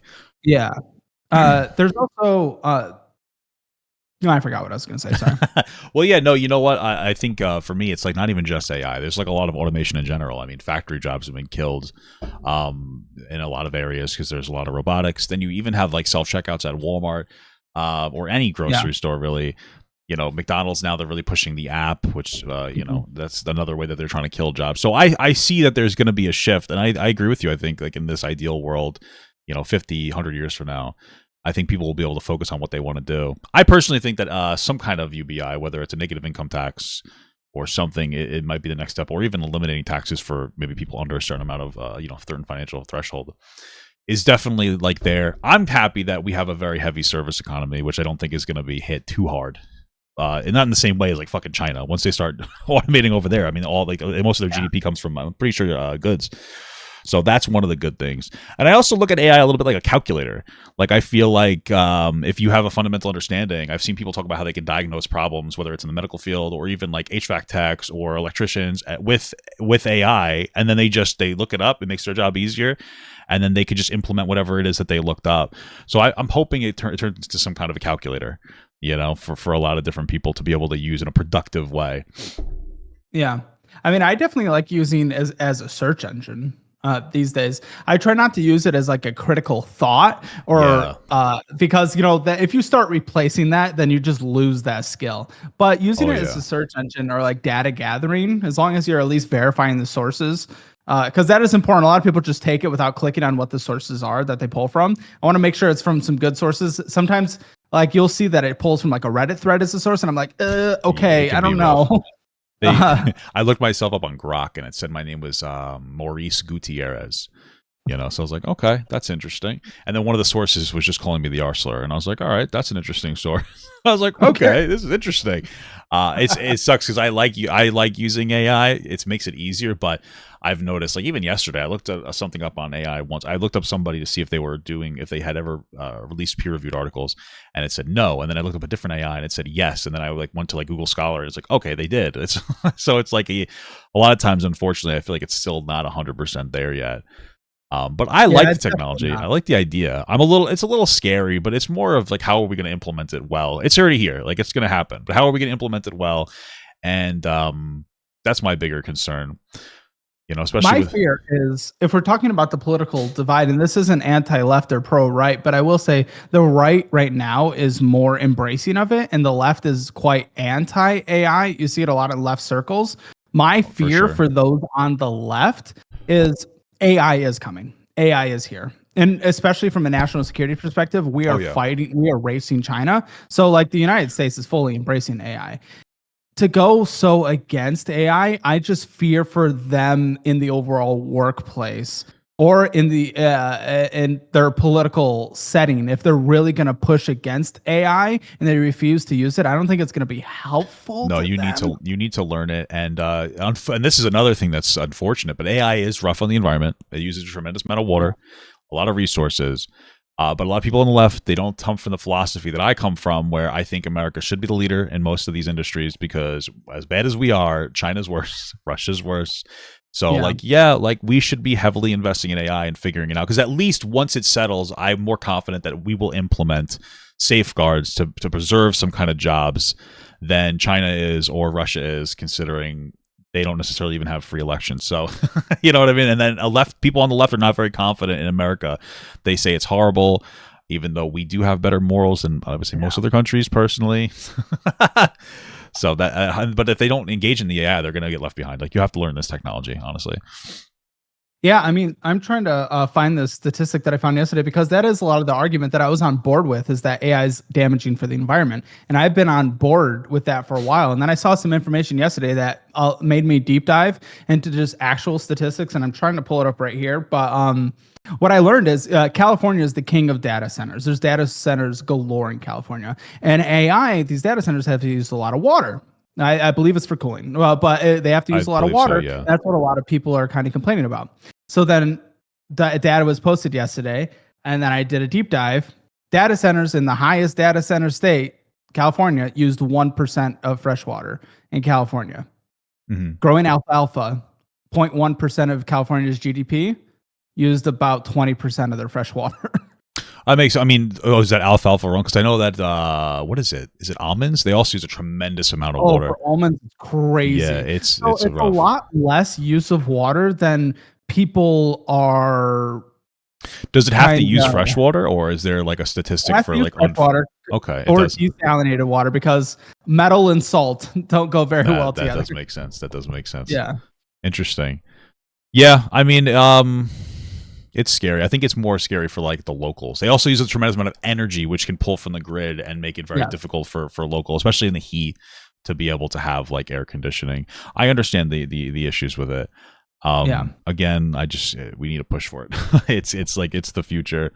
And if anything, I'm more afraid that we're going to have fucking AI gooning robots that are going to be able to talk to people, and young men are just going to start fucking machines instead of trying to put in the work to find a girlfriend. I'm not even kidding. I feel like we are a decade or two away from something that can emulate a person well enough for a young man to fall in love with it and to have sex with it and to never want anything else. And I know people will say things like, well, AI doesn't think like a human being.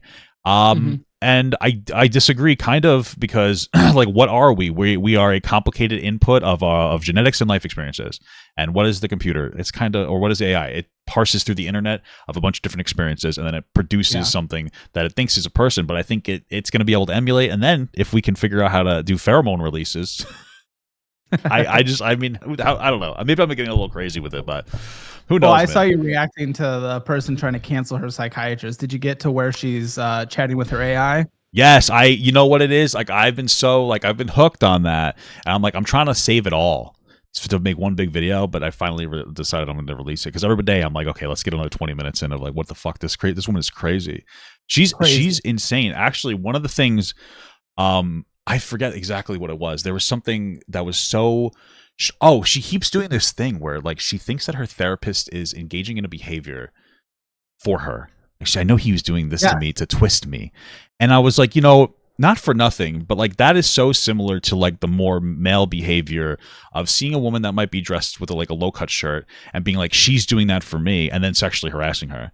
And it's like, this is just the feminine expression of a really toxic male behavior where you think somebody is existing and doing something for you when you're not. Well, if anything, the therapist is probably doing the opposite, but like you're not even. They're not trying to invoke a response, but you're applying that to yourself to justify, like drastically overstepping a boundary. And it's like, it's honestly, it's predatory. Yeah.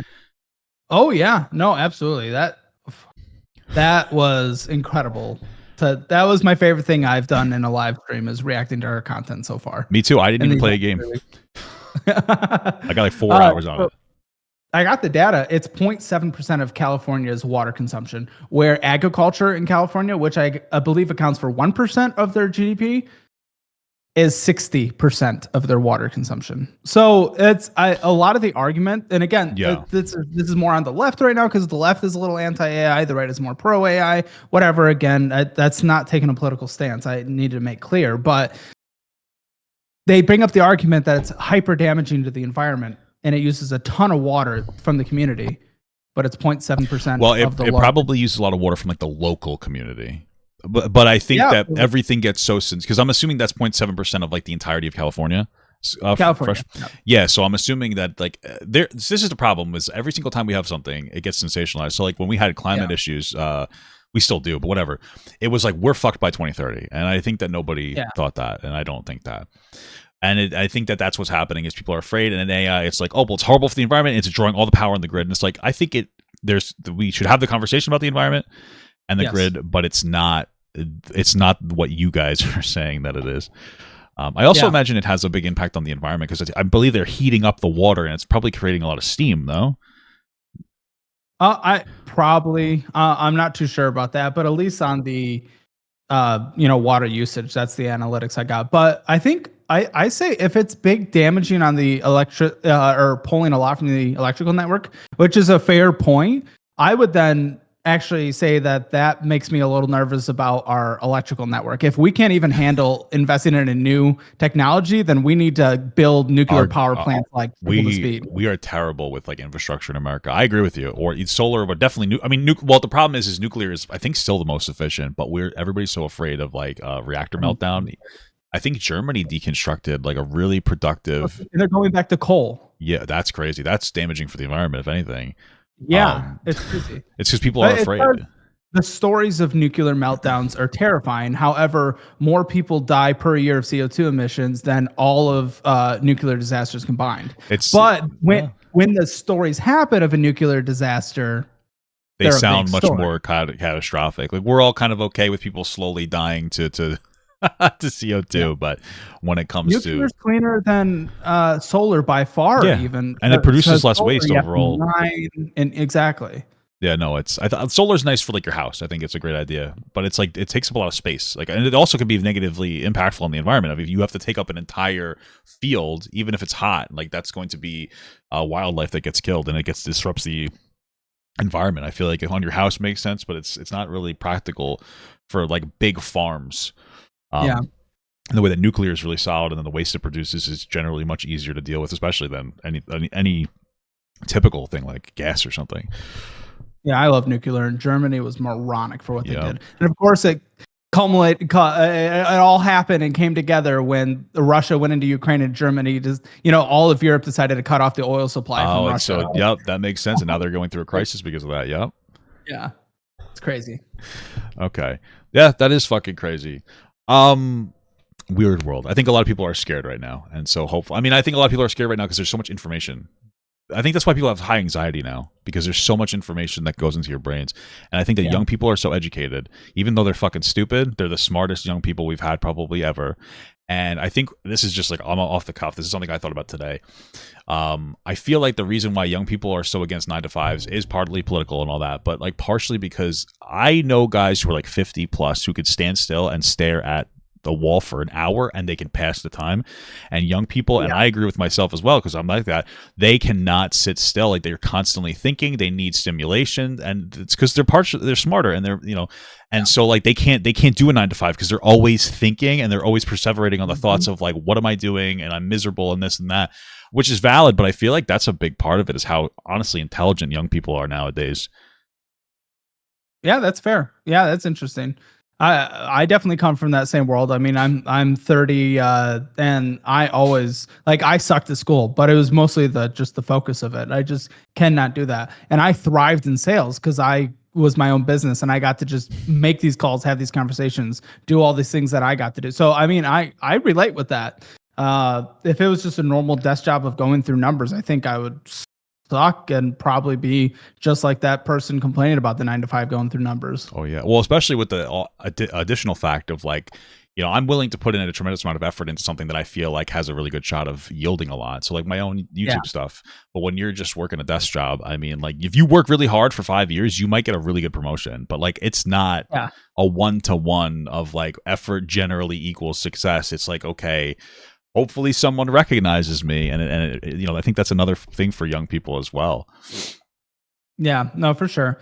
I also have a problem on the other side though, where they're like, well, this isn't how humans are supposed to live. And I'm like, okay, sure. Well, there's no way that humans are supposed to live because we're just kind of born and die. Like we were fucking in caves a few thousand years ago. There's no like how we're supposed to live, but there is no other time in human history where we're given so much and have such an easy life. Yes, financially, you could do a single household income stretch further in the 50s. Absolutely, for sure. But even still, the job that person was going to in the 50s, I would borderline hang myself if I had to go to the car factory and smash together metal. So like it is still so much easier today than ever before in human history, especially as an American. Like, come on. I agree with that as well. But I also too, it's like, this is so weird, but there's so much choice nowadays too, which sounds great. But like, I just like, sometimes it's like the worst thing in the world to have to make your own choices, especially if you're, again, a smart person with a lot of access. Back in the day, you were kind of forced to get married to somebody, and there was one job in your town. And so you were going to get married to this girl and you were going to do this, and it didn't really matter. And I feel like for some people, there's probably a solace in decisions being made for you. So, I mean, like, what a struggle though, having too much choice, being a little too comfortable, being too intelligent so that you're bored, like it's probably the least biggest struggle, but I can kind of understand where some of it comes from. Well, and we kind of forced them to make that choice at 17 and 18 because they're That's horrible. We just like shove, you have to go to college, you have to go to college, you have to go to college. Yep. And if you don't know what you want to do, if you don't know what you want to do, you should just go to college, which can be good for like a 2-year liberal arts degree. But I wish they would have pushed trades harder. I think that they should have pushed people, especially now. My understanding is in the next 2 years, we're going to have a shortage of like 550,000 electricians by itself. Oh, sure. And so like, I think trade jobs are amazing. They're harder to automate, electrician, plumber, HVAC, and they pay well. And I wish that some administration would be like, listen, we'll pay for your trade school and we'll pay you even more if you'll go to a different state if they need electricians or plumbers or this. That's something that I could really get behind, the expansion of the trade industry, especially. And that's something, because I know young men they swung hard for Trump. That's something I think young men that's a young man policy. Trade jobs are for young men. Like, women can do them too, that's fine. But men like trade jobs, that they tend to gravitate towards them. Big expansion of trade jobs, really good jobs in 2 years. I think that really, I would love to see that, because I feel like young men are struggling and they're lost nowadays. It's a rough time. Yeah. I really think it's a rough time for men. Well, we're seeing in the statistics of college enrollment, it's heavily swung towards more women are in college than men. And it's, men are going to trade school. So they certainly are doing that for sure. And more women are going to college. And unfortunately, this past week, we saw men that graduate with a college degree have the same unemployment rate as men that don't have any degree, whereas women with a college degree are headed towards record low unemployment. So I wonder what degrees they tend to gravitate towards. Are the women gravitating towards like educated service degrees? The hypothesis is women are going to more recession resistance things like healthcare. That makes sense. Not recession proof, but recession resistance. And men have heavily this past decade gone towards engineering, and whether or not it's because of AI, but for sure because of lack of hiring, people aren't hiring in tech right now. So a lot of people are graduating without job in a job sector that is not hiring. And there's also we learned this in a live. I mean, studies have suggested that men hold out for a job more post college to get their dream job and a job that feels like they're providing value, where women are happier to compromise at a job outside. I'm actually surprised with that one. That's interesting. I know. I know, me too. What are these guys graduating with? Because we were talking before, and the undertone was that like tech jobs are more specialized now. They want AI. They don't just want your cybersecurity job where you're basically sending out fucking phishing emails to try to crack holes into you know. So is that part of it too? Like they're getting engineering jobs, but are they engineering jobs? Are they just like computer science? Like what degree do they have? Is that part of it, or do we don't know the specifics yet? I don't know the specifics on that, but in terms of just like the general engineering coder, that's not what everyone's hiring for. It's like experienced AI people. That makes sense. They're getting hundreds of thousands of dollars salaries. One of the highest paid product managers at Google is like multiple millions working in. It's crazy. Yeah, I also can see how like unfortunately, some of those tech jobs, are they even something that do they even necessarily value formal degrees, or is there training courses that are more productive for those? I mean, I wouldn't know. It's so short term, I feel like everything's shifting so rapidly. Yeah, I mean, 3 years ago, in the best employees market we've ever had in the history of humanity, as far as I could tell, honestly. If you had a degree or certification, you could walk in and get most any job in tech. Well, not really, but you could go and get a job. Tech was over hiring; they were competing with each other, and that's a hard part of why we're seeing lots of layoffs right now and less hiring in tech is because tech overhired a few years ago, and right now they're, kind of rebalancing. Yeah, they're trimming the fat a little bit. That makes sense. Yeah, now your degree needs to be more specialized. Your certification needs to be more specialized. Just holding the degree itself doesn't pull the weight that it did before. That makes sense. I mean, we always need more social workers. I mean, the job could be paid better. I think that's a problem. That I think for more feminine leaning jobs, they tend to be undervalued, in my opinion. I think social workers and nurses and all nurses do well, but it's a lot of hours. But we could probably pay those people better. It's the unfortunate thing. But then like more masculine leaning jobs, like the tech jobs, they pay a lot, but yeah, but it's hard to get it right now. Tough to get but you can't get into healthcare. No, we need a lot of male social workers too. There are a lot of people, especially like men with disabilities, like with autism, that are lower functioning. Men in general can be a little violent, and sometimes it takes another man to be present. Just the presence of another guy, especially a more masculine sense, can just make somebody less inclined to want to engage in violence. And then sometimes you need somebody that can engage in a takedown, routine as a big guy or even a regular guy. Yeah. So. I think I don't have a whole lot left. I had you for 2 hours. Sorry, by the way. If you have to go, you can bang out. Okay, cool. I pee a little, but I'm chilling. Okay. Oh, I have to pee too. I'm surprised I made it this long. We pretty much got through a lot of it, but I was curious about what is your take on Disney adults? I like to make fun of them for sure. I've only been at Disney World once, and I know you and your wife are Disney, love Disney. Oh, yeah, I don't know if you're Disney adults, but you love Disney. We're there. I think we're not. We don't have the gums, but we are Disney adults. Yeah. I personally love it. It's easy to make fun of, and it's fun to make fun of. So that's pretty much it. I think, a lot of the people on the show that I've called out, like they're willing to put Disney above paying for their own kids' future. And at that point, that's where I'm much more against it. But if you can afford it, it's fine. It's fun TikTok cringe to make fun of. But, I agree with that. It's fun cringe to make fun of, but I love Disney. It's such a stupid but like interesting, wonderful experience. Like you walk into a whole different world where they kind of like try to seamlessly create this different worlds in that world for you to engage in, and we've always had a lot of fun. It makes my wife happy. I fucking love Disney. It's so gay. It's so cringe, but I fucking love Disney. It's such a great experience. I went before they opened Star Wars, and I really want to go to Star Wars In MGM specifically. Because because they have like Actually, a whole. I don't even know where it is. I just know. They have like a whole Star Wars town inside of Hollywood Studios. That's what I guess they call it now. It's really cool. It's very immersive. You know, it looks really good, and there's multiple like really fun Star Wars rides that are a great time. It's a great time. It's just expensive, you know. I know that's the brutal part. No, but I mean, I like Disney. Now, honestly, I prefer roller coasters and water slides over the actual like park thing. So I still prefer going to somewhere like Cedar Point, the best roller coaster park in the world, because that's what I'm all about more than the theme. So, but I still like Disney. Disney's fun. That makes sense. I like a good theme. My wife loves roller coasters. We got to get our weight down to be able to fit on more roller coasters.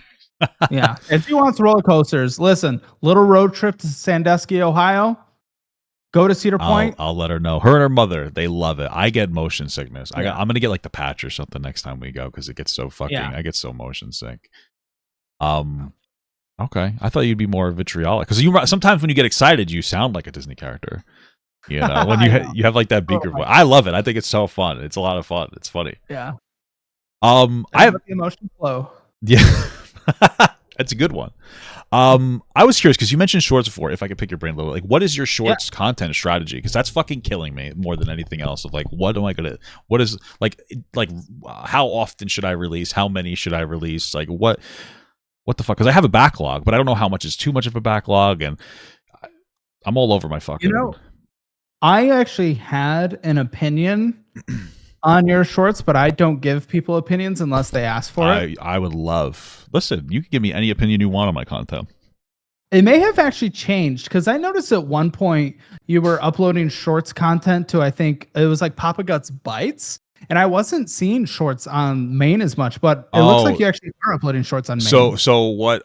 For that, what I was doing, it's funny because this is the first day I didn't do that. I had a bite. Okay, so there was a time when I was on TikTok. I was doing like my own content. I wasn't plugging my actual content. It was two separate things. It was the Papa Gut content, and then I had Papa Gut TikTok content. And so I was like, you know what? I might as well make a YouTube channel and throw it on there. And so now I've gravitated heavily away from independent TikTok reacts because I just, the money's not there and it's not giving me visibility for my actual content. And so now that Bytes channel exists, I've said, fuck it, I might as well post the video format, the horizontal format.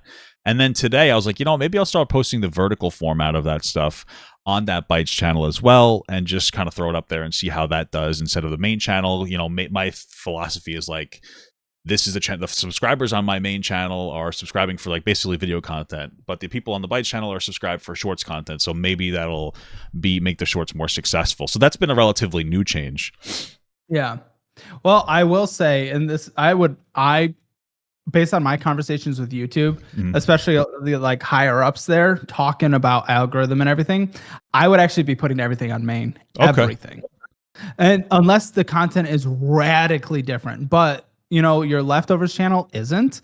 I know it's just it's a little more just whatever you want to do, sloppy. But the way YouTube has explained it to me, and I found this to be true, is your channel acts as a hub now more than it did before, and the algorithm is smart enough to know when to recommend a certain piece of content to the right audience. And shorts on the main is certainly better for sure because you can tag your main video and it gets people into the long-form video. But in terms of uploading all content on main, like 2 uploads a day even, the algorithm is smart enough to know what to push. It learns really quickly what people are watching. I can't explain it as nuanced as YouTube was able to with me when I met them. But no, that's interesting because when I talked to my wife and she's like, why don't you just post all the content on the one channel? And my mentality on it is I do like the kind of higher edited intros on the main channel. I don't necessarily want to put in the effort to do it for everything because my editor, I don't think could be able to handle it. And so, and then also it's a little different. Like some of it's slop, some of it's meaningful. And it's like, how would I accurately separate those two things? I might as well have a second channel. Is that valid or is that maybe? It is valid from, I understand where your brain is because that's what I've done. That's what I've done because we think of what the audience, how they want to consume, and we kind of project and like, oh, but this is how I would want to view it, and this is what the audience wants to do it. But the algorithm's entire intent is to keep people on the platform, and it will do everything necessary to do that. And that means directing. It understands what people want to watch, and your main channel is able to act as a hub. I've cut down my VODs on a separate channel. YouTube doesn't even want me to do that. They want me to post it on main, and they say it will not impact my main show. Really? I'm just kind of a pussy, so I'm not even doing it. So I'm not even fully taking that same advice. But YouTube showing how their platform has worked to me, from the guys at the top, and they're like, just upload on main. It's totally okay. Shorts, put them on main. In terms of short strategy, I would post 3 a day, no more than 3. YouTube has specifically told me, at least at this time, this might change in the future, but once it's more than 3 a day, it actually confuses their system a little bit. What about for like TikTok? Is that because I've noticed putting a lot on TikTok nowadays is like a murder. We're posting a crap ton on TikTok, and it's honestly doing well. Oh, so do you do different stuff on different platforms? Oh, we post cut downs of the long form, even like 10-minute segments, and it's totally doing well. And we're posting some of the VOD stuff on there. It's doing okay too. Interesting. So we're uploading. We can upload like 6 to 10 on TikTok, and it's fine. Okay, so you don't have the same strategy for all your short form stuff. Like you have different stuff for, is TikTok just different? I don't have the connects at TikTok, so I'm more of just a learning thing. I just learn what I can on TikTok through us putting out stuff. But on YouTube, since we got the connections and everything, I've just learned it straight from the source of what works on YouTube. Interesting. And apparently your main channel is meant to act as a hub if you want to. A lot of people used to do, separate channels, and it had validity before, but not as much today. However, I still do it for the stream cut down channel just because. Well, that makes sense because that is kind of like very different, like the live stream stuff. It is very different. But like if my stuff is not, I mean, it's like an energy. Like, hey, this is me. Fuck. Okay, you're now. I got to think a lot. Am I able to pick your brain more? Because if not, if you don't have the time, like I have no problem with that. But I am so fucking curious because this is what I've been perseverating on for a week, and so like now it's like the natural conclusion. I'm like, oh fuck, like I've so many questions. If you're okay with it, again, we could stop the conversation. If I'm allowed to eat my croissant, yeah, do your thing. You want to go to the bathroom first, and we could, No, I'm good there. Okay. Okay. Shit. Now I gotta think. Okay, so are you saying that you would say, especially from YouTube, because I've noticed YouTube also improves constantly. Like that's one of the biggest thing too. Like they're always doing better, so things can get better. So you're saying, would it be too oversaturated to do a live stream, even if it goes members only, and then to put out 2 or 3 videos a day? Is that too oversaturated? I don't think so, because listen, you can look at other people. You can look at like Hassan or H3 or Asmongold, any of them across the board. I mean, Asmongold, for example, he'll post like. Well, I've compared myself to them. He posts a ton of videos, but my thing is like he streams on Twitch, so he doesn't have that algorithm. Yeah. So that's what I'm like worried about. Is the live stream going to clog the algorithm if I posted 3 videos of that? You know what I mean? Fair enough. So I live stream on main now, and I upload financial audit on main, and I'll go live 2 hours after a video goes live. I don't notice a metric change. Yeah. I have a couple people come and say, "Oh, I stopped watching the episode to join this," but I see nothing in the actual analytics to suggest. I mean, based on what I've learned from YouTube, is if they want to watch your other content, your whatever video in your live stream, and maybe they come in the live stream for a second, but they'll still go watch your content later, or they'll just click off the live and watch the content. I don't know. I would almost just test it for a month and just see. Maybe that's not a bad idea. It's like it's so hard to make like a big test too for me. I'll get fucking crazy. It's like, okay, we have to change everything because like my thing is if it's not punishing, like it doesn't. It's when I truly learned about it from so there is. Again, I had an NDA conversation where they went through the full ins and outs, so I can't share absolutely anything, but I can share what like works, right? Yeah. And the thing is, it is over exaggerated what people think the algorithm is. It really is. It is just put on a pedestal. It is not punishing. It will not just like come slam you down because you tried something. Its entire intent is to show people creators and content that they think people like. And it starts with a small segment of your population. And if they like it, it expands it into quadrants beyond that. And that's how it gets on the YouTube recommended. That's essentially mostly how it works. So if you try this and it doesn't work, if you go back to formula, your audience already likes it. It should have no punishing effect. Interesting. Yeah, I'll probably sit on it. I have to talk to my wife about it. Because like my thought is like, okay, I have the live stream. So like let's say I stream 4 hours a day and then I produce, let's say I produce another 4 hours of content and videos a day. Like that sounds insane. Do you think that would be too much, or you just, or should I just say fuck it and potentially try to test it? Or is that one of the things where it's like I have to test it to find out? I would definitely test it.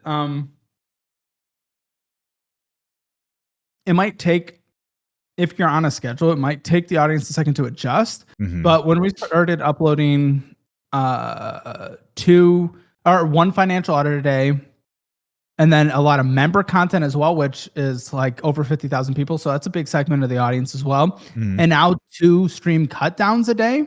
We thought maybe that would be oversaturating. No change in negative metrics. Maybe I should give it a try. People just consume what they want. Okay. Then I guess the last question from a creator perspective is, like I said, like I do intros on the main, like my main videos. I mean, my brain goes, if I put everything on one channel, it has to be consistent. So we either do all intros or no intros. Does that... Wait, I lost you for a second. Oh, like, so for my videos, I do intros in all my videos. All the main channel. The off channel is just like slop I throw out. So my brain goes to, like, if I'm going to do intros on the main, I should do intros on the... If I'm going to put everything on the main, I should do intros for everything or no intros at all. Is that a productive thought or is that a stupid thought? I don't think it's stupid. Listen, I mean, I would always try to bring as much quality as possible. Yes. Okay. And I do think intros are helpful. We at least learned. But honestly, there could be, I would like just write down moments that are interesting in terms of timestamps, send it to a $10 Fiverr person, have them cut together a Destiny style intro. Because I think you and I both got our intro ideas from Destiny. I think I watched you once when we were talking about, I like how he did this, so I started doing it. And then I saw you like how he did it, so we started doing intros and we kind of ripped them off and we evolved our own style. Yeah, I have like 2 different generals. Either we do, I guess, the Destiny style where we go through it and we find moments, or I've been kind of experimenting with the idea of trying to have a moment in the video where I sum up what I feel about it, and then maybe insert a small clip or 2 that reinforces what I had to say about that thing, which is probably lower effort. Because my worry is like oversaturating my editor to be able to go through, because my editor does the intro and clips and formats clips, and it's like that might be too much. Like, would I maybe have to consider getting a new editor, or not a second editor? No, I would have your main editor, and this is what we do on our stuff. Main editor focus on the biggest value providers, and it sounds like maybe that's clips and the overall quality of the content. And then if an intro is like kind of a more less like time consuming but less impact, maybe I would send that to like a $5 or $10 Fiverr person. Okay. Yeah, maybe I'll go back to doing some of my own editing with the editor in conjunction, because it does seem like the clips are smarter, right? I mean, that's the new audience. The intro is a nice flow for the video, but the clips are like, hey, new audience, come and watch this. Yeah, but what's interesting is, like, even though we do intros because we found it analytically helps, I skip past everyone's intro. I never watch intros. I skip past your intros. I skip past everyone's intros. I just want to get into the video. That's funny. That's so funny. My wife loves the intro. She says she loves it because it adds a level of professionalism to it. She likes my new thumbnails because it adds a level of professionalism to it instead of just like the side by side, which is easy to do. I do my own thumbnails. They take me like 5, maybe 10 minutes. So I mean, if I did 3 a day, I don't care. It's more those intros. But I'm gonna think on that, because again, like, YouTube Bit's better, and right before I'm about to get monetized at the second channel too. But I really just like going on and just talking about whatever the fuck I want to talk about, and then not having to worry about it. I know it's hard. It's hard. It might be worth a test. Do you have a YouTube rep? No, I don't have any rep. They might have offered it at one point. I just never respond. I think Instagram offered me a rep and YouTube offered me a rep. I just never really respond. I have like a weird thing where I feel like if I respond, something bad's gonna happen. I have no idea why. Like the reps have reached out to me multiple. Like a few times, and I just like, I don't know. This might be something good to run past one of them, but I guess if you don't have one, I don't know. This is what when we have those conversations, they've kind of recommended it's how YouTube is set up. But again, I don't think there will be huge consequences if you test and it doesn't work out and you revert. Yeah. No, you know what? What are we in? We're almost in September. I mean, it might not be a bad idea to do it for the rest of this month. I got like 20 days. Okay, I got a lot to think about. I appreciate it though, because I've been trying to like, that's my fucking thought is like what to do next, and like the other channel does add a level of stress of like it's so similar. Like, what am I posting on there versus here? Like, is there really a difference? But if the conversation was like, okay, what should I have clip instead? Because some things are not worth clipping, but I would quadruple down on the membership if I'm being honest. That's what I would personally do. If I was sitting over there right there, all the stuff that you kind of want to talk about and stuff like that, that you feel like doesn't fit on the main channel, I would put in the membership and then heavily advertise your membership. Interesting. Okay, so you're saying instead of like a leftovers channel or whatever, like just put it as members only content for people who really like your stuff. Which only works though if you're willing to actually advertise it. Yeah, pretty heavily. That makes sense. I know sometimes feels like you're being annoying, and some people comment at the beginning how annoying it is, but it's still important. That's probably a good idea. Well, because my thought is like all the leftovers content potentially, that's literally in the VOD. You can just watch the fucking VOD. You know what I mean? So like, is it I feel like they're already getting that, but I guess I could put it on the main channel. But I hate asking for that kind of stuff. I'd rather be like, hey, do you want to give me like I'd rather get ad revenue than ask you to subscribe to something. It just feels better. It's less, so we don't try to ask people to subscribe to give us something. What we do is we present the value first. We say, hey, here's this, and this in order to access you, become a member. So it's less like, grubby, like, ooh, please come give me. It's like, look at all this value, and if you want it, this is how you get it. Interesting. Okay, that makes sense. I should just do that in general anyway. I mean, there's not a tremendous amount of value for mine right now. It's just like the VOD stays up. But I should still mention it. Plus, it's only $2 a month, so it doesn't even matter. Yeah, I'd get rid of that too. Yeah, what do you think? I should raise it? 5 and 10. Really? Yeah. I don't know. I feel so bad. All they get is a VOD at the end. Yeah. I understand the sympathy. Well, because you'll provide more value, right? But I would do 5, 10, 25. And the reason you do the 25 isn't to get people into 25. It's to make it look like the 10's more reasonable. People get into 10. That is actually interesting. I think I have like 2, 5, 10, and 25, and it's the same on all the platforms or all the things. I just like for people to have like a very small like little thing. Okay. One thing we've learned when like just studying our audience is if someone's gonna like I'll put me in your shoes. If someone's gonna pay for 2, they'll pay for 5, and if they're gonna pay for 5, they'll pay for 10. But if you don't give them the option for 2, they'll do it. The same, they will. Interesting. I got to think about it. I got to think about taking advantage of my audience. But it's like it's less of I understand where you're coming from, because this is the same conversations I had. It's like, fuck, I don't want to like milk the audience, stuff like that. It's less about that. I'm a subscriber to you. I'm a subscriber to a few other people. There is a certain point where it's like, if they like you as a creator and I like you as a creator, I subscribe because I want to support you, and I know that that's what support. And I'm sure a couple people will be whingy and like, he's trying to ask for more money. But a lot of people are just like, they're happy to support the person they like. Interesting. Okay. Damn, then I got a lot to think about. I mean, I appreciate all the feedback. I have a lot to think about, even the leftovers channel. So you think that like, hey, kill the leftovers channel. Like, don't even really worry about it. Either members only that or just put it all in the main, huh? Or experiment with this idea. Mean, I'd test it on main for a little bit, see what happens. You'll probably see an increase in your ad revenue, and instead of having to worry about this whole second channel, it's just like, like mentally, it's the same amount of work, but it's just more stress having a second channel. It's just weird. Yeah, I understand what you're saying. Okay, shit, I'll have to think about that. All right, I gotta let that sit. Like, I can't even ask any more questions because I gotta let it sit and I gotta let it stew. You know what I mean? But I definitely appreciate the advice. Hard. A lot of people, when they have something good going in content, myself included, and every creator I know, they're afraid of messing with it. Yeah. Well, I have the opposite problem. Like, some things are slightly like a little lower right now. That's just the nature. So I'm like, what's 1,000 different things I could do to fix it?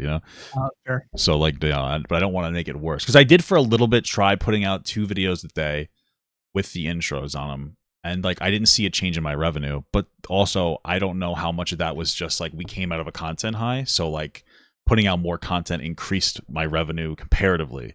So like I stayed revenue wise the same, but we came out of the high, so views are going to be lower because we're out of like the big surge, and now I'm just maintaining because I'm putting out more content on the main channel. You know what I mean?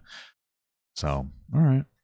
You will never do this, and maybe you shouldn't. But what the exact actual thing I would do if I was in your shoes is, every creator I believe should make a business, and for you, I would do $1,000 a month program that creators can sign up for to avoid and be coached through controversies.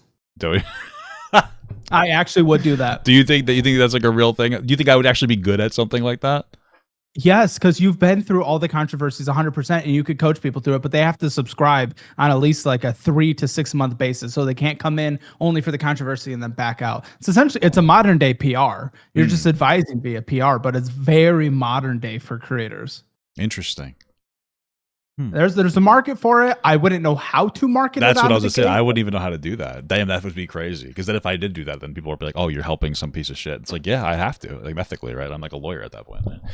Yeah, but every creator needs some kind of business on the side to, because again, this is up and down. This is up and down. Yeah. It can go to dirt tomorrow, and then you could still be thriving in a couple of years, but it could be dirt for a year, and you just need that thing that supplements it. Because then, if you're afraid of asking for your audience for things, you won't have to. You don't have to take on sponsors. You don't have to do the membership if you have something that is sustaining you through the hard times. Interesting. And then I could also criticize them as they get canceled. Right? Yeah. Interesting. All right. Well, I have a lot to think about because that also, like, fundamentally is a good idea, having like a side thing or like a business to promote. I don't even have like merch. So merch is a shit game. Is it? Shit game. Margins trash. Anything and everything you do is going to have better margins. Only a few are able to do merch these days, and honestly their merch isn't even their merch. They're just external clothing brands. Yeah, well, I see they have like Teespring and stuff but it's like so annoying. And then its quality is hard to maintain. Yeah, some people are able to do it. It's just going to be the small minority at this point. I mean, the candy companies, I don't think that's worth getting into. Everyone's already done that. It's just like, we did the budgeting app and that's been really successful. I think it's kind of in the niche of the creator to invent something that hasn't been done yet. Interesting. Yeah, I'm going to sit on that. I'm going to think about that. That makes a lot of sense. But people in your chat are saying they want merch. So they keep saying they want merch. It's just like, it's so weird and difficult to produce like a merchness. I guess it's not that hard. It's just like strange. I don't know if the quality's good. Yeah, members, I guess so. I would want to try to find somebody that can make it, but I don't know. But everybody's saying that they want merch. Yeah, I haven't even been looking at my chat. I mean, I sometimes I get too distracted with my chat, and then it takes away from me paying attention to the conversation. So it's funny. We use a pretty good company. If you're ever interested, we can get you connected with them. What, a merch company? Yeah. They run the production and everything, and you just connect it to a Shopify store or something. Oh, okay. What do they is it like one of those things where they like make it to order or something, or? Yep. Oh, cool. What's the company called, or is that something that you wouldn't talk about? I'll send it to you off. Okay. Offline. Yeah. Cool. Yeah, sure. I appreciate that. I really do. All right. Well, I don't. More than anything, I think merch, it's never a money-making tool at this point, unless you're doing that extra brand. Yeah. But it is a good community building tool. That's what I was more like, community, and then also like advertising almost. Like you buy it and then you're wearing it and it's like, oh, who's that? Oh, some fat fucking asshole, right? So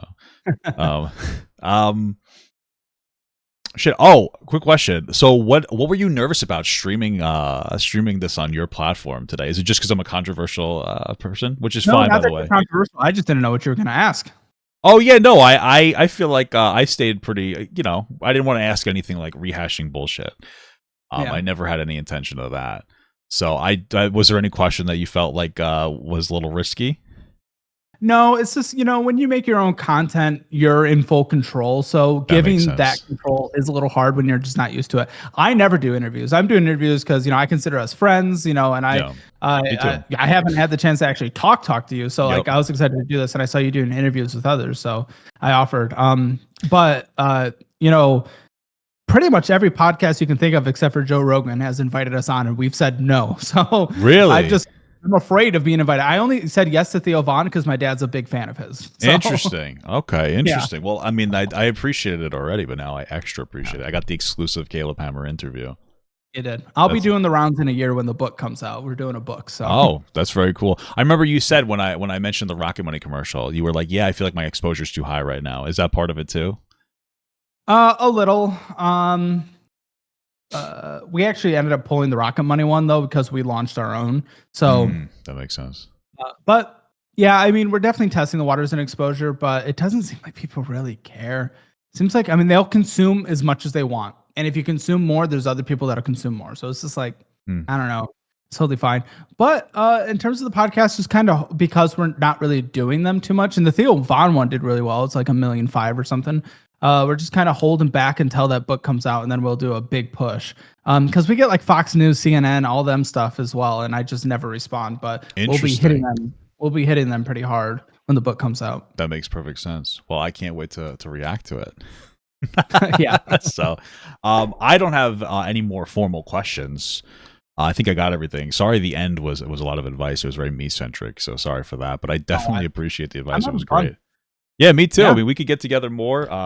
Whatever you want. We could do a dual reaction or whatever creative idea you have. You know, you let me know. I have no problem with it. So maybe once we've fulfilled all our new ideas, we'll come together and we'll just create a code channel.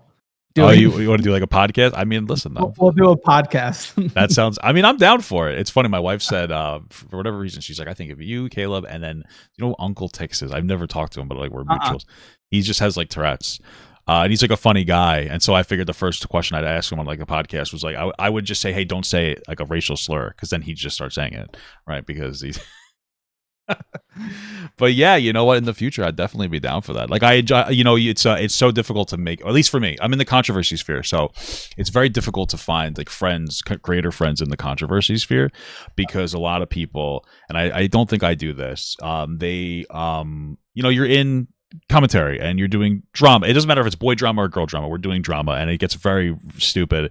And then your friend might do something less than stellar, and people feel pressured to go in, and then the views get low. And since there's a market for canceling your friends, you start to see that happen, and there's just bad boundaries that are set. So it's very difficult to be friends with creators, and it's been a little bit difficult to become, I hope, a drama creator kind of that doesn't act like one, because I love drama, but I try not to act like a drama creator, you know? Well, it's fair. Yeah. And I mean, honestly, every once in a while when you do a react to my stuff, I watch it. I mean, you call me out when I'm like too much or something like, so I know that throughout the history of my career here, I'm going to have more drama, because that's just, again, that's just the history of... That's just how it works. Yep. YouTuber. It is what it is. So I know you'll react to it, but I also know that you'll go in and you'll be objective and you'll call me on my shit, but you'll also defend me when I'm not. Oh yeah. You know, so it's like that's why I'm okay with the friendship, because I know it's not going to be like overly biased. Well, it's probably always going to be biased in your direction, honestly. Like at this point, because I'm open about it. Like every time I go into a Caleb, I'm like, listen, I'm friends with Caleb. So I think he's a good guy. So when he does something that you might not like, I'm not going to look at it like he's a bad guy, because like I know where it's coming from. So I probably would be biased, unless you fucking kill a woman or something. But you know, you can kill a man, but it's just not a woman, right? But you know, I usually go in with that. And then also, you seem like the kind of person that can actually take a little bit of like criticism. You know, there's some people who get very sensitive. You say a little thing and they go off the fucking deep end. And it's like, yeah, I could take criticism. It seems like you could take criticism. It's one of the things I like about you too. So, and usually it's like light stuff. It's usually, you know. Yeah, I'm not too worried about it. So no. I know whenever anything controversial happens, like I look forward to your reaction. I'll get called on my shit, but you'll also defend when it's silly. I appreciate that. I appreciate that you place a high value on my content. You know, that's what it sounds like, which is always appreciated, you know. No, I do. I've become a little. I catch myself being a little mimicky in some of your phrases sometimes. What are some of them, like like incredible or something like that? Or well, first of all, I picked up gooning from you. Oh, and shit. then we built. I thought you're like a natural gooner. I figured that you were just a gooner. And I never heard of it though before. You got a label for it. Some of your buzzwords I pick up. This is like I just got to stop.